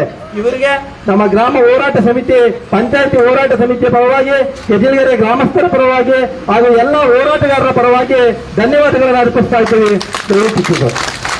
ಹಾಗೆ ನಮ್ಮ ಹೋರಾಟದಲ್ಲಿ ಭಾಗವಹಿಸಿರ್ತಕ್ಕಂಥ ಎಲ್ಲ ಹೋರಾಟಗಾರರಿಗೆ, ಗೆಜ್ಜಿಲಗೆರೆ ಗ್ರಾಮಸ್ಥರ, ಮಹಿಳೆಯರೇ ಮತ್ತು ಅಣ್ಣ ತಮ್ಮಂದಿರೇ ಹಾಗೂ ಕರ್ನಾಟಕ ರಾಷ್ಟ್ರ ಸಮಿತಿಯ ಎಲ್ಲ ಸೇನಾನಿಗಳನ್ನ ಈ ಹೋರಾಟಕ್ಕೆ ತಾವು ಭಾಗವಹಿಸಿ ನೈತಿಕ ಬೆಂಬಲವನ್ನು ತುಂಬಿರುವುದಕ್ಕೆ ಹೃತ್ಪೂರ್ವಕವಾಗಿ ಅಭಿನಂದನೆಗಳನ್ನು ಸಲ್ಲಿಸಿ ನನ್ನ ಮಾತನ್ನು ಮುಗಿಸ್ತಾ ಇದ್ದೀನಿ. ಜೈ ಹಿಂದ್, ಜೈ ಕರ್ನಾಟಕ. ಮತ್ತು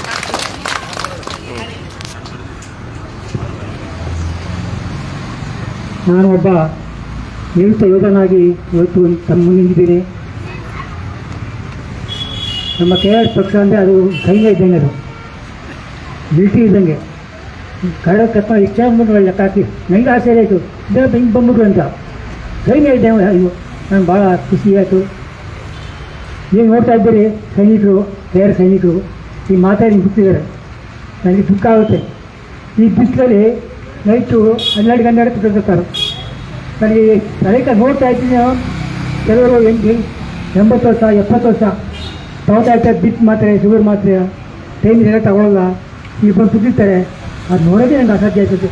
ಈ ಗೋಳು ಅಂತ ತೆಗೆದುತ್ತೆ ಸರ್, ದಯವಿಟ್ಟು ನನ್ನ ದುಃಖಕರ ಇದೆಯಾ, ಈ ಗೋಳು ಯಾವತ್ತೂ ಅವ್ರಿಗೆ ತೆಗೆದಿರ್ತಾರೆ. ನಾನು ಇನ್ನೊಂದುಗಳಲ್ಲ ಈ ಮಾತೇ ನೋಡ್ತಾ ಇದ್ದೀನಿ, ದಿನ ಒಂದು ದುಃಖ ಆಗುತ್ತೆ. ಅದ್ರ ಬಗ್ಗೆ ನನಗೆ ಭಾಳ ಖುಷಿ ಆಯಿತು. ಇವೆಲ್ಲ ಬಂದು ನಾನು ಸಪೋರ್ಟ್ ಕೊಟ್ಟಿದ್ದೀರಿ. ಇನ್ನು ಮುಂದೆ ನಾವು ಏನೇ ಕಾರ್ಯಕ್ರಮ ಮಾಡಿದ್ರೆ ನಿಮ್ಮನ್ನು ಆಹ್ವಾನ ಮಾಡ್ತೀವಿ, ಬಂದು ನಮಗೆ ಸಪೋರ್ಟ್ ಕೊಡಬೇಕೆಂದು ನಾನು ಹೃದಯ ಕೊಟ್ಟು ಮುಂದೇನು ಮಿಸ್ಟರ್ ಪ್ರಶಾಂತ್ ಕುಮಾರ್ ದಯವಿಟ್ಟು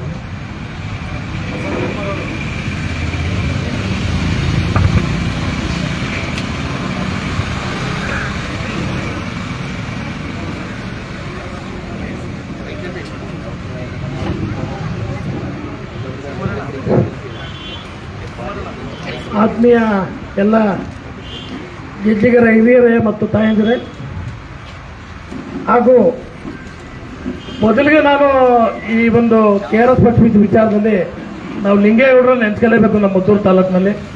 ಯಾಕೆಂದರೆ ಲಿಂಗೇಗೌಡರು ಈ ವಿಚಾರನ ಪರಿಚಯ ಮಾಡಿಕೊಟ್ಟು ನಮಗೆ ಅವ್ರ ಬಗ್ಗೆ ನಮ್ಮ ವಿಚಾರವನ್ನು ತಿಳ್ಕೊಷ್ಟಲ್ಲಿ ನಮ್ಮೆಲ್ಲರನ್ನು ಬಿಟ್ಟು ಹೋದ್ರು. ಅದೊಂದು ತುಂಬ ನವೀನ ಸಂಗತಿ.